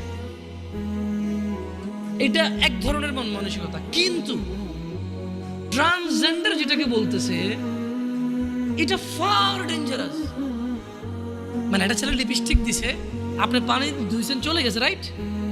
তাহলে তার কাম ব্যাক করার সুযোগটা খুব সহজ। একটা ছেলে এখানে খোপা বাঁধছে, এভাবে টান দিয়ে বেনিটা বাইর করছে, খোপাটা খুলে গেছে, চুলটা কেটে ফেলছে, কাম ব্যাক হওয়া সহজ। একটা ছেলে শাড়ি পরছে, শাড়িটা খুলে পাঞ্জাবি জামা পরলো, কাম ব্যাক হওয়া সহজ। কিন্তু ট্রান্সজেন্ডার যেটা, এটা সো হার্ড। যে পথভ্রষ্ট হয়ে এটাতে রূপান্তরিত হবে, তার নিজের জন্যই ফিরে আসাটা কঠিন হয়ে দাঁড়াবে। কিভাবে? সে অপারেশন করে তার পুল্লিঙ্গ ফেলে দিবে বা কিছু একটা করবে, আল্লাহ ভালো জানে ডাক্তার কি অপারেশন করে, সে স্ত্রীলিঙ্গ বানিয়ে ফেলবে। মানে তার পুল্লিঙ্গকে সে স্ত্রীলিঙ্গ অপারেশন করে বানাবে। তার এই যে এখানে ব্রেস্ট আছে আমার, সে এখানে আলাদা গোস্ত দিয়ে, যেভাবে মহিলাদের ব্রেস্ট, এরকম ব্রেস্ট সে অপারেশন করে ব্রেস্ট লাগাবে। কি বলে, মানে এখনো বলতেছি কিন্তু বুঝতেছি না ঘটনা। মানে আমি বলতেছি, আমি নিজেও কল্পনা করতে পারতেছি না যে কেমনে সম্ভব। বাট এটা ইউরোপে কিছু টক শো দেখলে বোঝা যায়। বাংলাদেশেও কিছুদিন আগে একটা কলেজে এরকম চান্স পেতে চাইছিল একজন। তার মানে যারা নিউজ বা সংবাদকর্মী আছে, ওনারা খুব হাইলাইট করতেছে, ওনারা ফিলিস্তিনের পক্ষও বলে, আবার এগুলোর পক্ষও বলে, বুঝছেন ওনাদের অবস্থা। যাই হোক, তো মানে একটা কথা মনে রাখিও ভাইরা আমার, তোমরা বা তোমাদের ছোট ভাই বা তোমাদের ছেলে সন্তানের যুগ বড়ই কঠিন যুগ আসতেছে। তোমরা তোমাদের পরিবারে ঘোষণা দিয়ে দাও রবের পক্ষ থেকে। রব বলছে লাআনাহুল্লাহ, আল্লাহর লানত করেন। আল্লাহ অভিশাপ করেছেন কাকে? وقال لأتخذن من عبادك نصيبا مفروضا। আল্লাহ তাকে লানত করেন এবং শয়তান বলে, শয়তান কি বলে? আমি অবশ্যই আপনার বান্দাদেরকে এক নির্দিষ্ট অংশকে আমার অনুসারী করে নেব। তো কিভাবে অনুসরণ করবে? আল্লাহ শয়তানকে লানত করেছে। এভাবে হাঁটাহাঁটি করিয়েন না, কেমন ক্লোজ করে দিতে হবে না? আপনার খুব সিম্পল, যখন বের হবে একটা কার্টন ধরে রাখবেন, সব একটা একটা নিয়ে বের হয়ে যাবে। এগুলো হই হুল্লোর, কদিন পরে জিলাপিও দিবেন আপনার মনে হচ্ছে। কি ভাই, ঢাকা শহরে এরা থাকে, কেউ বিস্কিট খাওয়ার জন্য এখানে আসছে না, দিচ্ছেন, আল্লাহ কবুল করুক, ভালো কাজ, ভালো কাজ। কিন্তু ঢাকায় মানে এই বনশ্রী এলাকায় যে লোক থাকে, তার ভাড়া মিনিমাম 20,000 টাকা। আমি খেয়াল করে দিচ্ছি, এখানে এর নিচে ভাড়া নাই। তো আপনার বিস্কিট খেয়ে কতটুকু ওর উপকার হয়ে যাবে, আর লাভ হয়ে যাবে, দরিদ্রতা কমে যাবে। আউযুবিল্লাহি মিনাশ শাইতানির রাজিম। আল্লাহ তৌফিক দান করুক, যারা দিছে আল্লাহ কবুল করুক, আর যারা খাইছেন দোয়া করিয়েন। না, খাওয়া যাবে, এটা তো মানে এটা ভালো প্রচলন। আউযুবিল্লাহি মিনাশ শাইতানির রাজিম। লাআনাল্লাহ, আল্লাহ শয়তানকে লানত করেছেন। আর শয়তান আল্লাহকে বলতেছে যে নিশ্চয়ই আমি আপনার বান্দাদের একটা অংশকে আমার অনুসারী করে নেব। কিভাবে? ওয়ালা উদিল্লান্নাহুম ওয়ালা উমান্নিয়ান্নাহুম ওয়ালা আমুরান্নাহুম ফালইউবাত্তিকুন্না আযানাল আনআম ওয়ালা আমুরান্নাহুম ফালইয়ুগাইয়িরুন্না খালকাল্লাহ ومن يتخذ الشيطان وليا من دون الله فقد خسر خسرانا مبينا। যুবক ভাই ও বোনরা আমার, আমি শেষ করব আমার কথা, মনোযোগ দিয়ে শোনো। হতাশার বড়ই হতাশা সামনে নেমে আসতেছে। শয়তানকে আল্লাহ লানত করেছে, শয়তান বলছে যে আমি অনুসারী করব আপনার কিছু বান্দাকে আমার, কিভাবে? আমি তাদের পথ ভ্রষ্ট করব, অবশ্যই তাদের হৃদয়ে আমি মিথ্যা ভাষণা সৃষ্টি করব। আমি তাদের হৃদয়ে মিথ্যা বাসনা সৃষ্টি করব এবং আমি তাদেরকে নির্দেশ দেব। শয়তান বলছে আমি আপনার বান্দাদেরকে নির্দেশ দেব কি? ফলে তারা পশুর কান ছিদ্র করবে, আমি ওদেরকে ফুসলাবো, যে ছিদ্র করে যে কান ফোড়াই দেয় পশুর, তারা আমাকে অনুসরণ করে পশুর কান ছিদ্র করবে। আর আমি অবশ্যই তাদেরকে নির্দেশ দেব, ফলে তারা আল্লাহর সৃষ্টি আমাকে দিয়েছেন, ফলে তারা আল্লাহর সৃষ্টি বিকৃত করবে। আর আল্লাহর পরিবর্তে কেউ শয়তানকে অভিভাবক রূপে গ্রহণ করলে সে স্পষ্ট ক্ষতিগ্রস্ত হয়। দেখেন, শয়তান মানুষকে পথভ্রষ্ট, রাইট? আল্লাহর কাছে শয়তান একটা ওয়াদা, মানে শয়তান আল্লাহকে বলছে যে আল্লাহ, আমি তো আপনার একটা বান্দার একটা অংশকে আমি নিয়ে নিব। তো কিভাবে? বলে যে আমি ওদের অন্তরে এমন বাসনা দিব, আমি বলবো পশুর কান ছেড়া, পশুর কান ছেড়ে দেবে। আমি বলবো তুই তোর পুরুষ, তোর এখানে স্তন লাগা, ও লাগাবে। আমি বলবো যে তোর পুল্লিঙ্গ কাটা, তুই স্ত্রীলিঙ্গ করে ফেল, করে ফেলবে। আমি একটা অংশকে অবশ্যই আমার অনুসারী করে ফেলবো। আমি বলবো পুল্লিঙ্গ, তোর লিঙ্গ কেটে ফেল, কেটে তুই মহিলা হয়ে যা, হয়ে যাবে। আমি বলবো তুই পুরুষ না, তুই তোর স্তন বড় করে ফেল, হরমোন ডাক্তার সায়েন্স বের হবে। আমি ওদেরকে হেল্প করবো বলতে যে এই পুরুষের শরীরের ভিতরে কিছু হরমোন চেঞ্জ নিয়ে আসো, ওর হরমোন চেঞ্জের কারণে ওর মহিলাদের মতো স্তন হবে, ওরকম লিঙ্গ পরিবর্তন হবে, ওর আকার আকৃতি আচার ব্যবহার বিহেভিয়ার চেঞ্জ হবে। ও আমি বলবো করতেও করবে, আল্লাহ ওকে বলে দিছে। শয়তান যখন বলল যে আমি কিছু লোককে আমার অনুসারী করব, এদের পুরুষকে মহিলা বানাই দেবো, মহিলাকে পুরুষ বানানোর জন্য আমি প্ররোচনা দিব, আর এরা পুরোপুরি পুরুষ হতে পারবে না, কারণ এই বাচ্চা জন্ম দেওয়ার ক্ষমতা রাখবে না। এই পুরুষ লিঙ্গকে বিকৃত করে মহিলা সাজবে, কিন্তু প্রেগন্যান্সি নিতে পারবে না। ভবিষ্যতে হইতে পারে, আল্লাহু আলাম, ওয়াল্লাহু আলাম। ওই যে টেস্ট টিউব না কি কয়, অবিবাহিত মহিলার পেটে বাচ্চা আসতেছে না, টেস্ট টিউবের মাধ্যমে, আল্লাহু আলাম। শয়তান বলছে যে আমি ওদেরকে বাসনা সৃষ্টি করব, আর আমি যা বলবো তা করবে। তো কটুক আমি ওদেরকে বলবো আল্লাহ আপনি যে সৃষ্টি করছেন সুন্দর, এটাকে পরিবর্তন করতে বলবো, ওরা পরিবর্তন করে ফেলবে। আর এই ট্রান্সজেন্ডার মানে ট্রান্স ম্যান বা ট্রান্স উমেন, এটার একটা জ্বলন্ত চূড়ান্ত প্রমাণ। অনেকে কিন্তু ট্রান্সজেন্ডারটাকে হিজড়া মনে করতেছে, না, হিজড়া এটা আল্লাহর সৃষ্টি, এটাই সৌন্দর্য আল্লাহ, এটা কিন্তু আল্লাহর বিকৃত সৃষ্টি না। আপনি যেরকম আল্লাহর সুন্দর সৃষ্টি, মহিলা যেরকম আল্লাহর সুন্দর সৃষ্টি, হিজড়াও আল্লাহর সুন্দর সৃষ্টি। কিন্তু এই ট্রান্সজেন্ডার এটা হচ্ছে বিকৃতি, এটা আল্লাহ সৃষ্টি করে, এটা ওরা বানাচ্ছে। আল্লাহ ওদেরকে বলে দিছে, শয়তানকে বলে দিছে, তুই যাদেরকে ডাকবি আর যারা তোর এই ফুসলানি ফাসলানিতে চলে আসবে, কেমন? আল্লাহ বলছে ওয়ামান ইয়াত্তাখিযিশ শাইতানা ওয়ালিয়্যাম মিন দুনিল্লাহ ফাকাদ খাসিরা খুসরানাম মুবিনা। যারা তোমার উপদেশ নিয়ে তোমাকে অভিভাবক হিসেবে গ্রহণ করবে, তারাই হবে স্পষ্ট ক্ষতিগ্রস্ত। আল্লাহ আমাদেরকে বুঝার তৌফিক দান করুন। দিনী ভাইয়েরা, আত্মহত্যার তত্ত্ব নিয়ে কথা বলার ইচ্ছা ছিল, আজকে আর লম্বা করবো না আলোচনাটা। আপনারা অনেকেই আসছেন, আমাকে কথা বলতে বলেছে আধুনিক সমাজে যুব সমাজের সমস্যা ও সমাধান।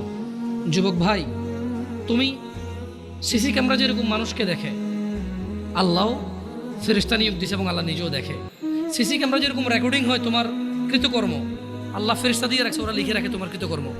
এই জিনিসটা তোমাকে আমি সমস্যার সমাধানটা বলে দিচ্ছি, যে তুমি কিরামান কাতিবিন, সম্মানিত লেখক বর্গ, বোন আমার, ভাই আমার, তোমাদের উভয়কে আমি বলতেছি, তোমরা শুধু সিসি ক্যামেরার উদাহরণটা নিয়ে নিজেদেরকে শুধরাই ফেলো।